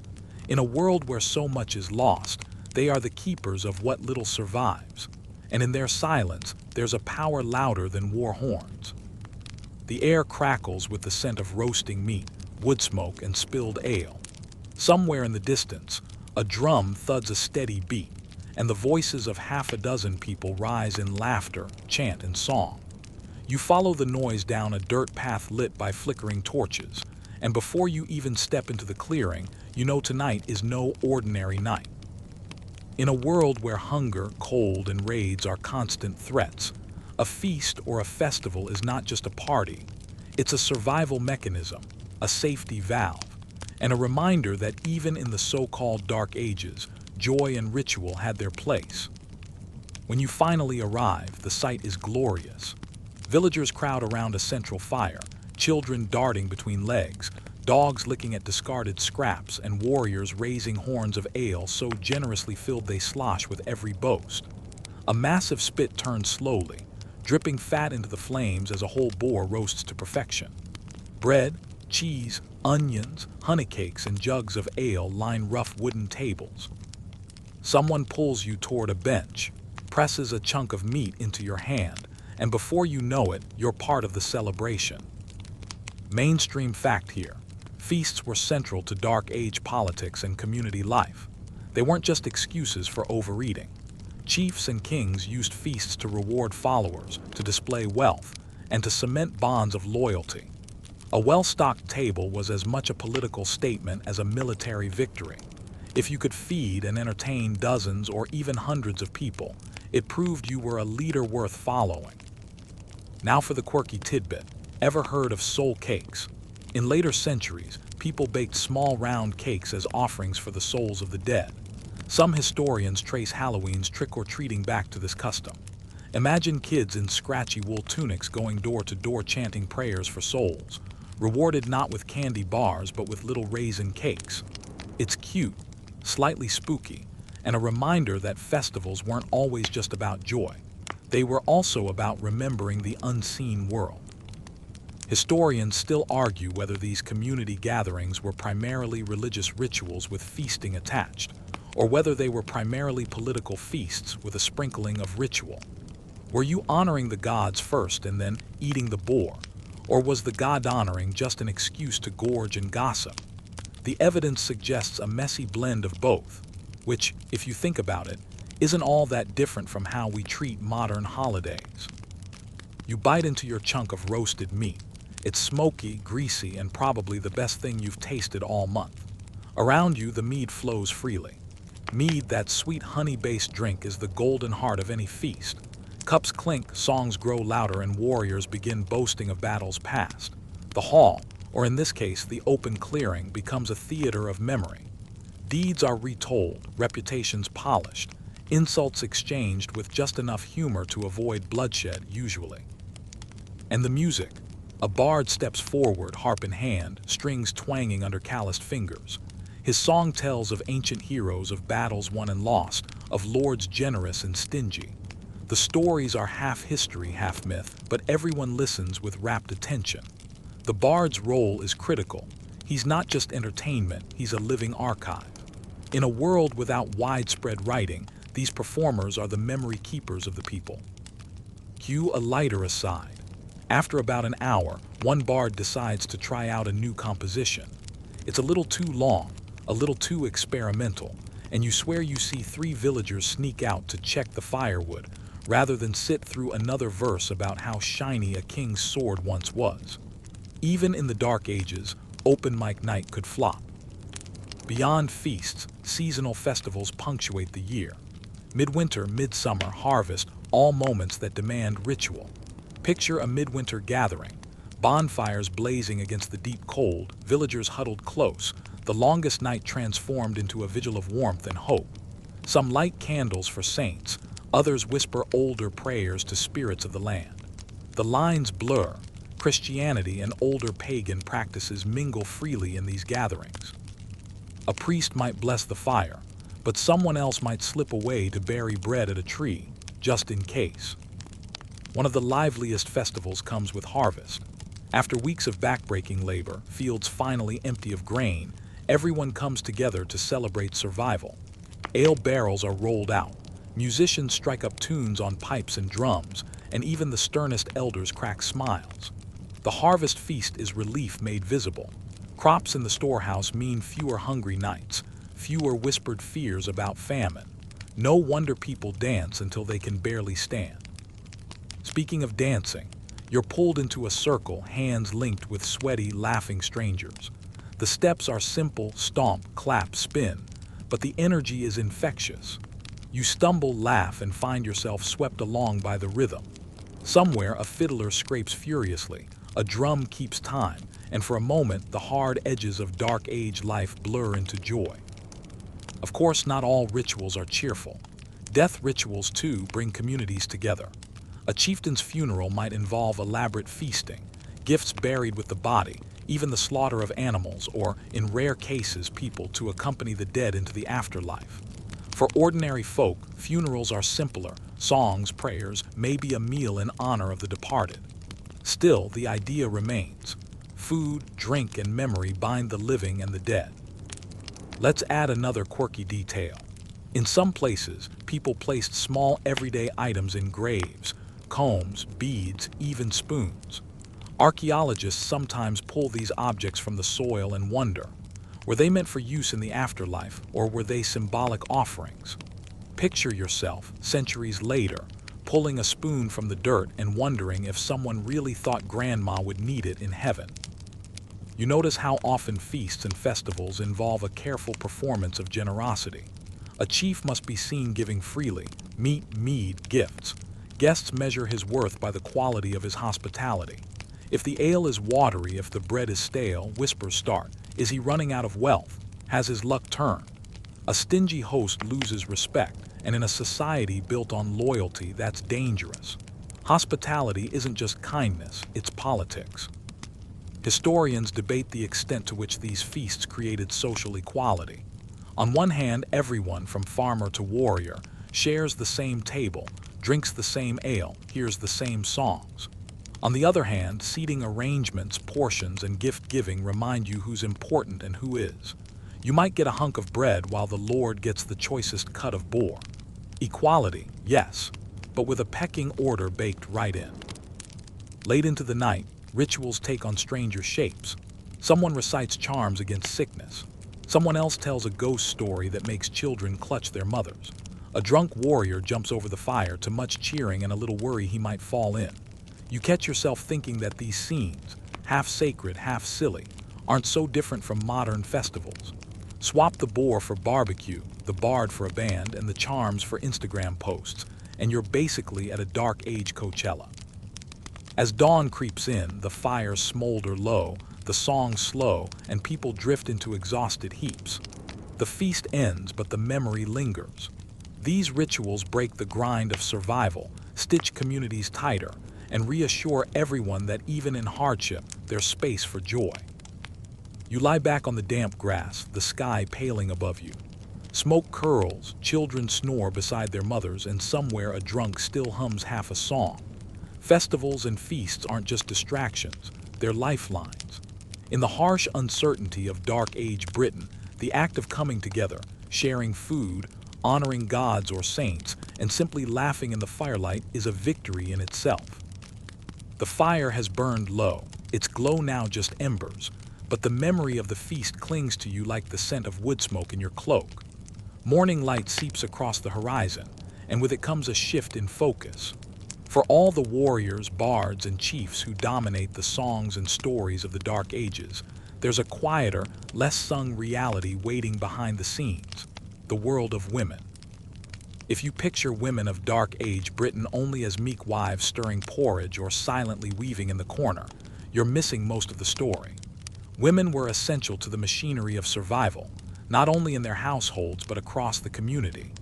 They tilled soil, brewed ale, healed wounds, wove cloth, bore children, and sometimes, even if less often sung of, wielded considerable influence in politics, trade, and belief. To step into their world is to see the hidden backbone of daily life, as vital as the spears on the battlefield. Imagine dawn breaking over a small farmstead. While men might be away guarding the Lord's hall, hunting, or serving in some distant skirmish, it falls to women to keep the household turning. You can almost hear the scrape of a pot being set over the hearth, the crackle of dried kindling catching fire, the rhythmic thud of a wooden pestle grinding grain into meal. Children stir in the corner, wrapped in scratchy wool blankets, while their mother ladles porridge into bowls. Food production is largely women's domain. Yes, men plow fields and herd cattle, but the daily work of making raw harvests edible, grinding, baking, brewing, preserving, belongs to women. In fact, ale, that staple drink of the Dark Ages, is more often brewed by women than men. Brewing ale is no small task. It requires skill, timing, and patience. A poorly brewed batch could sour quickly, wasting precious grain. Done well, it keeps bellies full and spirits high. In many ways, women are the alchemists of daily survival. But their duties don't end at food. Look down at your cloak. The wool, spun into thread, woven into cloth, and dyed with plants, is almost certainly the work of women. Weaving is so central that spinning becomes a metaphor for fate itself. Think of the mythic Norns spinning the threads of destiny. The loom is more than a tool. It is the heartbeat of continuity, clothing bodies, sheltering families, and symbolizing the unending labor of life. Households in Dark Age Britain are not simple nuclear families. Extended kin often live together, with women managing not only children but also servants, farmhands, and sometimes slaves. A woman's role as household manager gives her considerable authority. She decides what gets cooked, when tasks are done, how resources are stretched through winter. In small communities, efficiency can mean survival. There's even archaeological evidence suggesting women sometimes oversaw estates while men were absent. Grave goods found with high-status women include keys, symbols of control over storerooms and property. Keys may seem mundane, but in the Dark Ages, the one who controls the granary controls the future. A woman with keys at her belt isn't just a wife. She's a steward of wealth and survival. Step away from the hearth and into the world of medicine. Women are often the first, and sometimes only, line of defense against sickness and injury. Picture a woman kneeling beside a sick child, mixing herbs in a mortar. She knows which leaves ease fever, which roots soothe a stomach ache, which poultices draw infection from a wound. These skills are passed orally, refined through trial, error, and observation. Some remedies are startlingly effective. Others, well, let's just say that not all cures aged well. A mix of honey and vinegar might genuinely help with wounds. Honey has antibacterial qualities. On the other hand, charms whispered over nettle soup might work more for morale than medicine. Midwifery is another critical sphere. Childbirth is dangerous, and women who serve as midwives hold both practical knowledge and spiritual authority. They guide not just bodies, but souls, ensuring the safe arrival of infants and protecting mothers with prayers, charms, and remedies. These women straddle the line between healer and ritual specialist, their importance so great that entire communities lean on their expertise. Women play roles in religious life too. Christianity spreads across Britain, but older traditions still linger. In both, women participate as custodians of ritual. In some regions, abbesses, female heads of monasteries, wield spiritual and political power equal to male counterparts. Figures like Hilda of Whitby in the 7th century demonstrate that religious leadership for women isn't just symbolic, it can shape kingdoms. Outside formal Christianity, women also serve as keepers of folk traditions. A woman may mutter protective charms over livestock, bury offerings in the field, or serve as the memory holder of seasonal rituals. Are these pagan or Christian? Often both. Syncretism, blending old and new, means women navigate a spiritual landscape where saints and spirits coexist. Here's a quirky tidbit. Anglo-Saxon laws actually assign monetary value to injuries against women, but the fines differ depending on the crime and the woman's status. For example, cutting off a woman's finger might cost more than harming a man's, because fingers are essential for spinning and weaving. That's right. In legal terms, her weaving skill is considered so vital that harming it requires heavy compensation. Another detail. In some feasts, women serve ale in ritualized roles, not merely as servants but as symbolic givers of hospitality. To hand a warrior his cup is to acknowledge his honor. In sagas, women who pour ale are often portrayed as wise, dignified, and central to the scene. Ale pouring isn't just waitressing. It's a coded act of respect, a stage-managed performance of social order. Though rarer, women sometimes wield visible political clout. Queens act as advisors, landowners, and patrons of the church. Some even lead armies or resist conquest. Think of Queen Cardamandua of the Brigantes in earlier centuries, who famously handed the rebel Caratacus to the Romans. Or Boudica, though earlier still, who led outright rebellion. Even in the later Dark Ages, powerful noblewomen can steer alliances and disputes. In trade, too, women leave traces. Archaeological finds of beads, brooches, and weaving tools suggest women participate in exchange networks. Some may sell their cloth or craft goods, bartering for salt, iron, or rare luxuries. The stereotype of women as passive homebodies doesn't hold up against evidence of their activity in markets and exchanges. Historians debate just how much autonomy women truly had. On one side, legal codes, clerical writings, and sagas often emphasize male dominance, fathers, husbands, lords. On the other, evidence from graves, artifacts, and charters suggests women sometimes controlled property, wealth, and decision-making. Was Dark Age Britain a patriarchy? Yes, but not a simple or uniform one. Women's power ebbed and flowed depending on class, region, and circumstance. Another point of debate.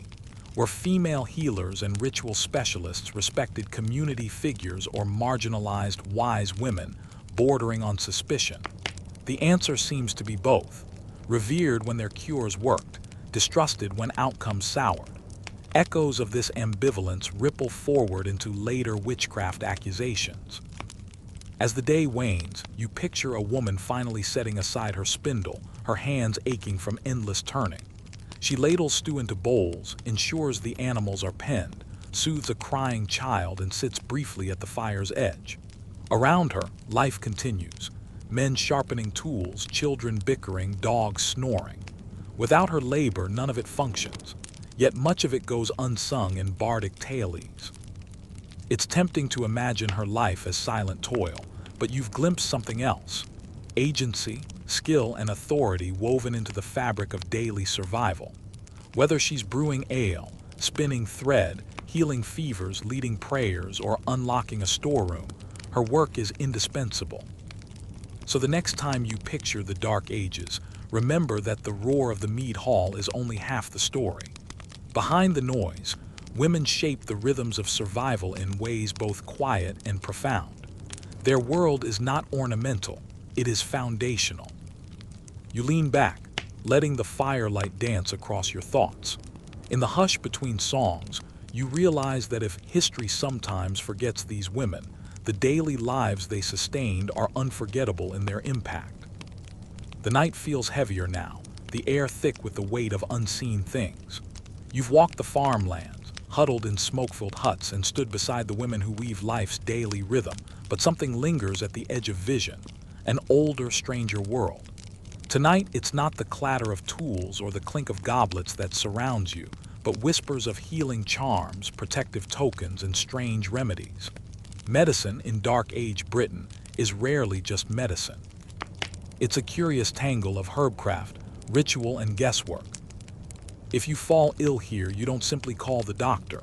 There is no NHS, no kindly pharmacist offering paracetamol. Instead, you put your life in the hands of those who blend knowledge with faith, practicality with superstition. Sometimes it works remarkably well. Other times, well, you'd better keep your will up to date. You wake one morning with a pounding headache, the sort that feels like a smith is hammering an anvil inside your skull. A healer in the village might tell you to chew willow bark, and you do. Miraculously, the pain fades.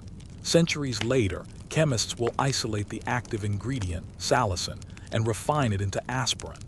But for now, it's simply knowledge passed from hand to hand, proof that some of these cures genuinely work. The healer's hut smells like a strange market. Bundles of dried herbs hang from the rafters. Clay jars filled with roots and powders line the shelves, and smoke curls from a cauldron where something unidentifiable simmers. You half expect her to turn into a Hogwarts professor, but this is no fantasy, it's survival. Here's the thing, herbs rarely stand alone. Remedies often come with chants, charms, or even little rituals. You don't just drink nettle tea, you whisper a rhyme over it to strengthen its power. One old English remedy for a fever involves reciting a charm 9 times while preparing a poultice. Another directs the healer to write sacred words on bread, then feed it to the patient. You might think, well, that's not very scientific. But here's a gentle reminder. Even in the 21st century, we talk to plants, cross our fingers, and clutch lucky objects before a test. Belief itself can be medicine. And then there are amulets. A boar's tooth hung around your neck to prevent nightmares. A polished stone tucked into your pouch to ease childbirth. Some wear tiny crosses, others carved bone charms. The line between medicine and magic is thin as a spider's thread. Of course, not every ailment can be soothed by garlic soup and chanting. Sometimes wounds gape, bones snap, or infections spread. Enter the grim world of Dark Age surgery. Picture this, you slice your hand badly on an iron blade. The healer presses moss or honey into the wound. Moss sounds odd, but sphagnum moss has antiseptic qualities. It soaks blood and resists bacteria. Honey, too, has antibacterial powers. You're stitched up with animal sinew, then bound in linen strips. More serious injuries, trepanation. The cutting of a hole in the skull appears in archaeological remains. Did they do it to relieve pressure from head injuries or to release evil spirits? Historians still argue. Astonishingly, some patients survived, the bones showing signs of healing. Next time you grumble about waiting in A and E, be thankful no one is coming at your head with a flint knife by candlelight. Not strictly British, Roman texts mention crocodile dung mixed with oil used as a form of sunscreen. Did Dark Age Britons ever try similar exotic remedies? Probably not. Crocodiles aren't exactly a common sight in Kent. But the point is, remedies could be wildly imaginative, drawn from rumor, trade, or sheer desperation. If someone told you wearing weasel bones around your neck would prevent toothache, would you try it? In a world without dentists, maybe you would. As Christianity spreads, healing becomes tied to the sacred. If herbs and charms fail, you might journey to a holy well, believed to hold curative waters. Wells dedicated to saints spring up across Britain, their waters used to wash wounds or drunk to banish fevers. Some are still venerated centuries later. Relics, bone fragments, cloth scraps, or even dust associated with saints are believed to cure illness when touched or kissed. The shrine becomes as important as the healer's hut. Pilgrimage itself is a form of medicine, walking for days, seeking divine favor, carrying hope in blistered feet. Remember the women we visited earlier. They dominate this world too. Healing is often a female craft passed from mother to daughter. A woman might know how to prepare willow bark tea, how to soothe a cough with honey and thyme, or how to smoke a house with herbs to cleanse it of sickness. But their role is precarious. If she succeeds, she's respected. If she fails, suspicions stir. Was the sickness simply too strong, or did she invite it with dark powers? It's a dangerous balance. Later centuries will brand women like this as witches, but in the Dark Ages, their position is murkier, essential yet vulnerable. In Dark Age, Britain leaned more toward empirical knowledge or magical ritual. Some graves of healers contain medical tools, scalpels, tweezers, even probes, suggesting real surgical skill. Others reveal amulets and charms, hinting at more mystical practices. Perhaps the truth is that people never separated the two. To heal the body, you soothed the spirit. To treat the wound, you called on God and Grove alike. Another debate: were these remedies widely effective or mostly placebo? Hard to say. Some undoubtedly worked. Others might have been no better than superstition. Yet when your options are try this or certain death, you don't quibble. Close your eyes and imagine this moment. You've been struck by a fever. Sweat soaks your tunic, your head swims. A healer comes, a bundle of herbs tied at her waist. She presses a cool cloth to your forehead, then burns juniper to cleanse the air. She brews willow bark tea, muttering prayers as steam curls into the rafters. She ties a charm around your wrist, whispers an old rhyme, and urges you to sip. Hours pass. Maybe the fever breaks. Maybe it doesn't. But in that dim hut with the smell of herbs and smoke, with whispered words and careful hands, you feel cared for. And sometimes care itself is medicine. Of course, some remedies are downright laughable. One old English leech book, medical text, recommends using a live chicken pressed to a swollen stomach to draw out illness. Another suggests swallowing a roasted hedgehog for urinary problems. Imagine turning up at Boots and being offered that. At least you'd leave with a good story. As the stars prick the night sky, you realize healing in Dark Age Britain is as much art as science, as much faith as fact. Herbs, charms, saints, and surgery mingle in a patchwork of attempts to stave off the fragility of life. Some of it works, some of it doesn't, but all of it reflects the desperate, creative, and profoundly human urge to survive. So if you ever catch yourself sneezing and reaching for a tissue, remember, 15 centuries ago, someone might have handed you garlic broth, muttered a prayer, tied a stone around your wrist, and told you to hope for the best. Somehow, many did survive. And maybe, just maybe, belief itself was the strongest medicine of all. The air has shifted again, cooler, carrying the faint smell of damp earth and wood smoke.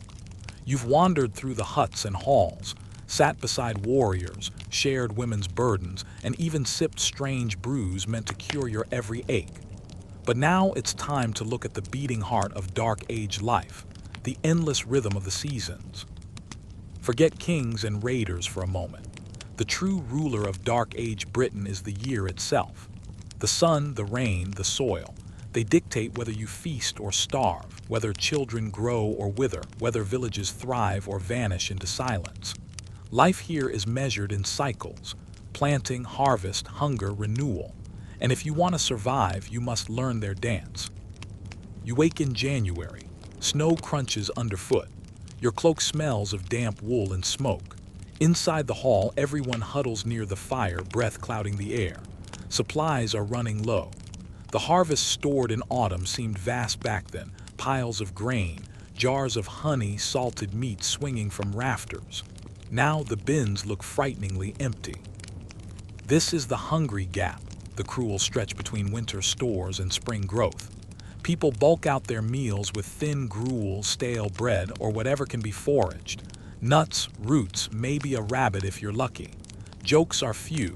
Bellies rumble constantly. Children cry at night. But winter isn't only hunger. It's also craft season.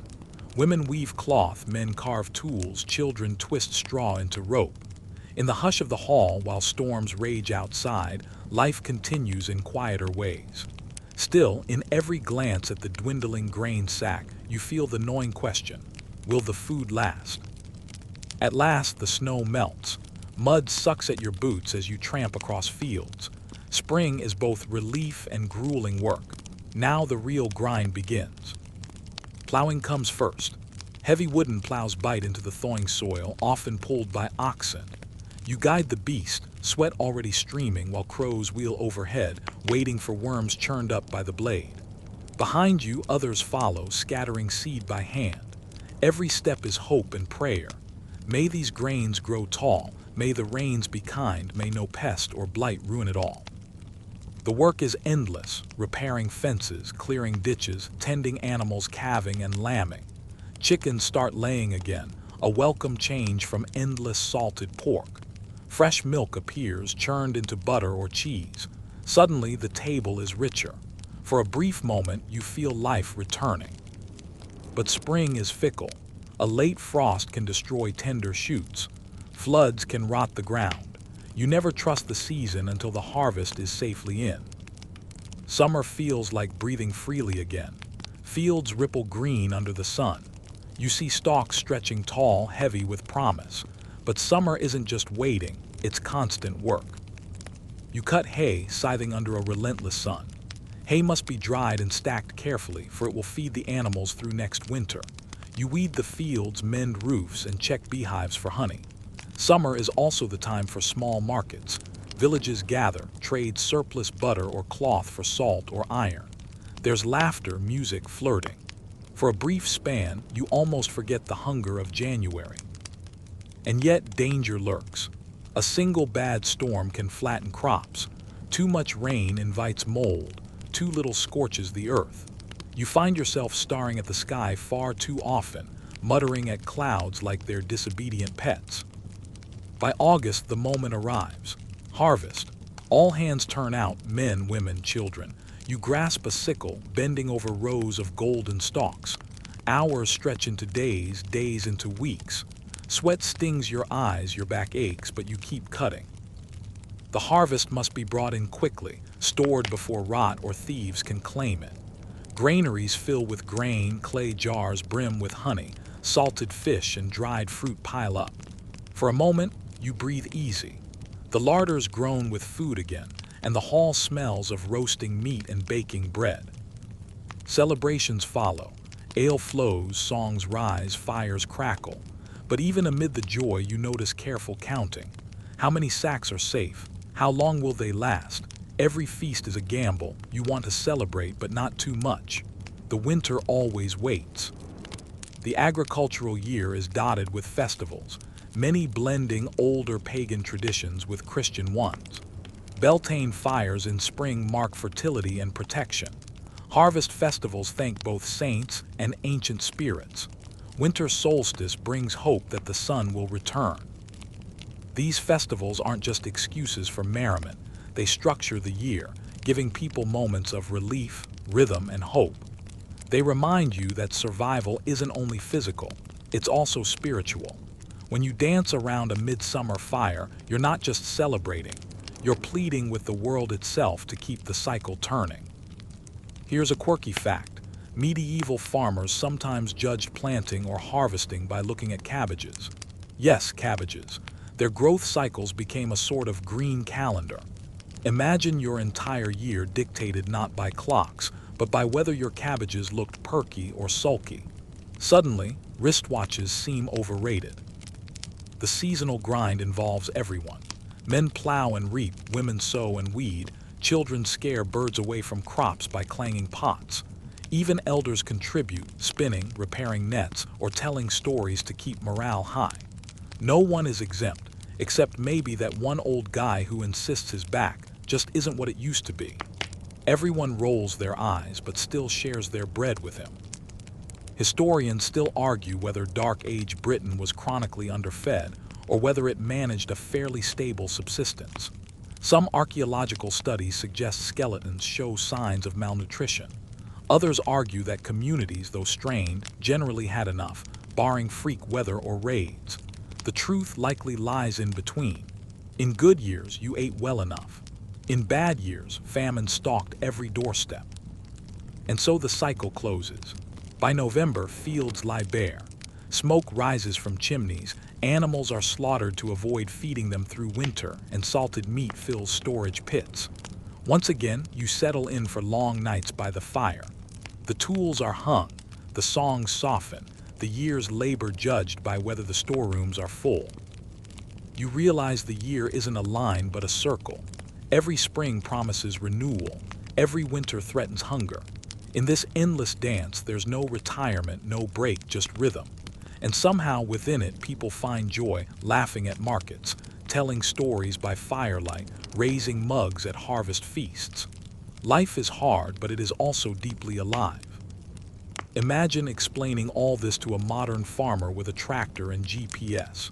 So yes, to plow this acre, you'll need 6 oxen, 3 days, and the stamina of a marathon runner. The farmer might just pat you on the back and say, "Mate, I'll stick to my John Deere." As the year winds down in your mind, you sit by the fire watching sparks drift upward. The seasons are no longer abstract. They're survival itself, written in sweat, soil, and aching muscles. And as sleep beckons, you realize that though centuries have passed, the rhythm of planting and harvest still hums within us, a heartbeat older than any empire.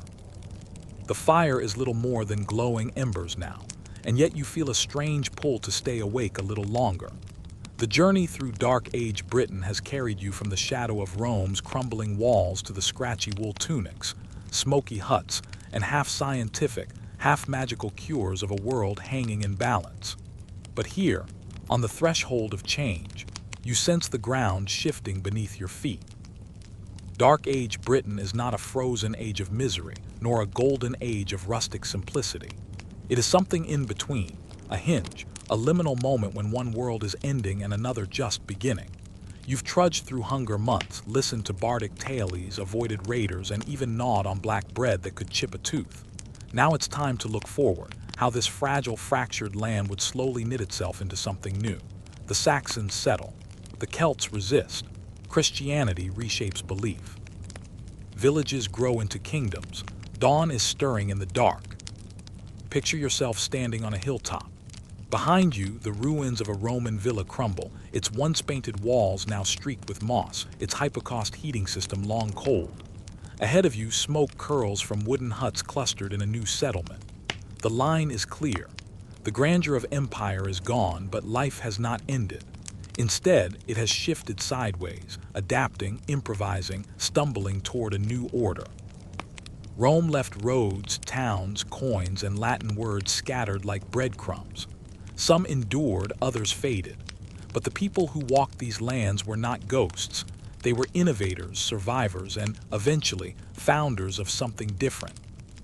The Saxons don't come all at once like an invading army of film cliches. Instead, they trickle in.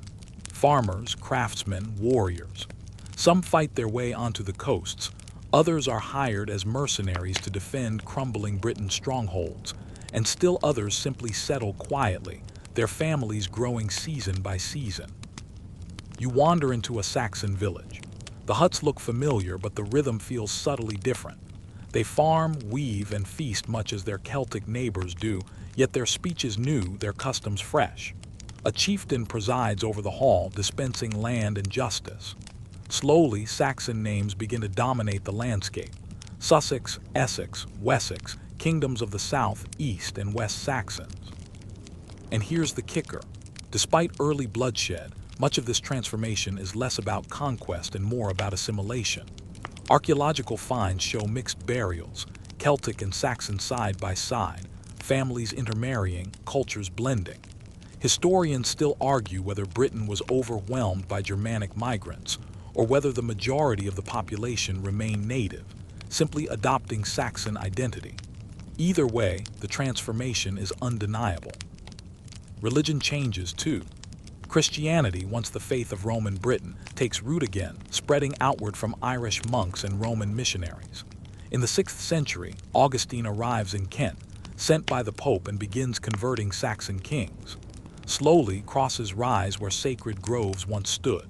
Yet old beliefs linger. Sacred wells remain, festivals echo pagan rites, and charms still whisper in the corners of Christian prayer. Picture yourself at Whitby in 664, when a great council is held to decide whether Britain should follow Roman or Celtic Christian customs. It sounds bureaucratic, but the stakes are huge. Calendars, rituals, authority. The decision tilts toward Rome, aligning Britain with continental Europe once more. The seeds of future unity are planted. As decades roll into centuries, small communities cluster into larger units. Local chieftains swell into kings. Alliances and wars redraw maps almost yearly. You hear names whispered by firelight: Mercia, Northumbria, Wessex. These kingdoms are fragile, yet they form the scaffolding of what will one day be England. But don't be fooled into thinking this is neat and tidy. Borders shift constantly, rivalries simmer, raids continue. Still, compared to the chaos after Rome, there is a sense of momentum. Order is re-emerging, not imposed by distant emperors but grown from the soil of Britain itself. Here's a quirky fact to keep you awake. In early Saxon law codes, fines and payments are often measured in cows. Kill a man, pay with cattle, damage someone's fence, cattle again. Forget Venmo or contactless cards. The real wealth is mooing in the field behind your house. Imagine explaining to your modern bank, "Yes, I'd like to transfer 3 cows to my landlord's account, please." Amid all this political and religious change, ordinary life keeps its steady rhythm. Fields are plowed, bread baked, children born, wool spun. You realize that while kings make speeches and monks copy texts, most people's lives look much the same as they did a century earlier. The true revolution is slow, creeping, visible only when you step back far enough. And here we reach a debate that still stirs historians. Was this truly a dark age? The phrase conjures misery, ignorance, and collapse, yet archaeology paints a more nuanced picture. Yes, literacy declined, cities shrank, and Roman comforts vanished. But new forms of art, law, and culture emerged. Intricate Saxon jewelry glitters in graves. Monks illuminate manuscripts with dazzling beauty. Oral tradition flourishes, later crystallizing into epic poems like Beowulf. Was it darker than Rome? In some ways, yes. But was it lifeless? Not at all. It was a dawn in disguise, its brightness only visible in hindsight. Think about it this way. If a Roman official from the 3rd century suddenly time-traveled into a Saxon hut, he'd probably faint from shock. Where are the heated baths? Where's my wine imported from Gaul? Why is everyone eating porridge again?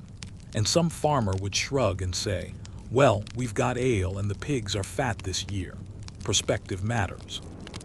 By the time the 8th and 9th centuries roll in, Britain is no longer a collection of drifting villages.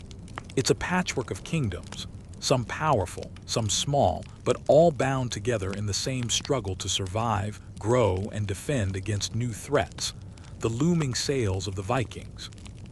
But that's another story.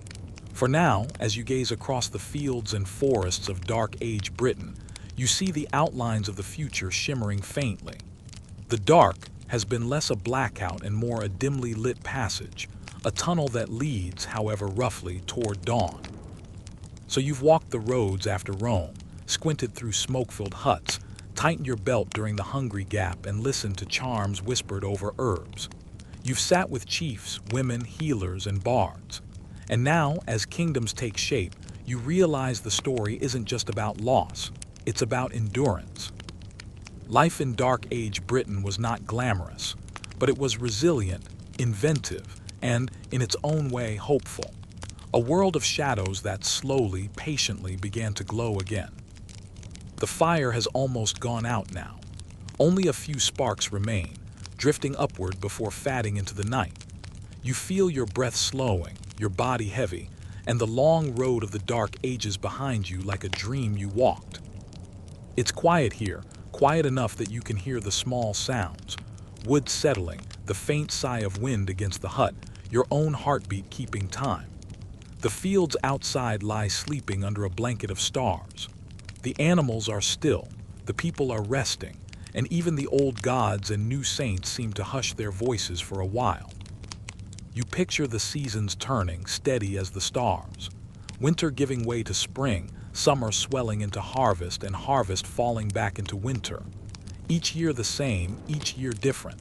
And within it lives unfolding, ordinary, extraordinary, fragile, strong. Let that rhythm soothe you now. Think of the smell of bread baking on a hearth, the crackle of a fire, the soft weight of a wool blanket across your shoulders, the low hum of voices fading as sleep overtakes the hall. You've walked far tonight, across centuries, across kingdoms, across shadows. Now there's nowhere else to go. The journey ends here in quiet, in calm. Let your eyes close. Let your breathing deepen. Let the fire's last glow guide you into rest. Sleep now, knowing that even in the darkest times, people endured. And if they could carry their light forward, so can you. Sweet dreams.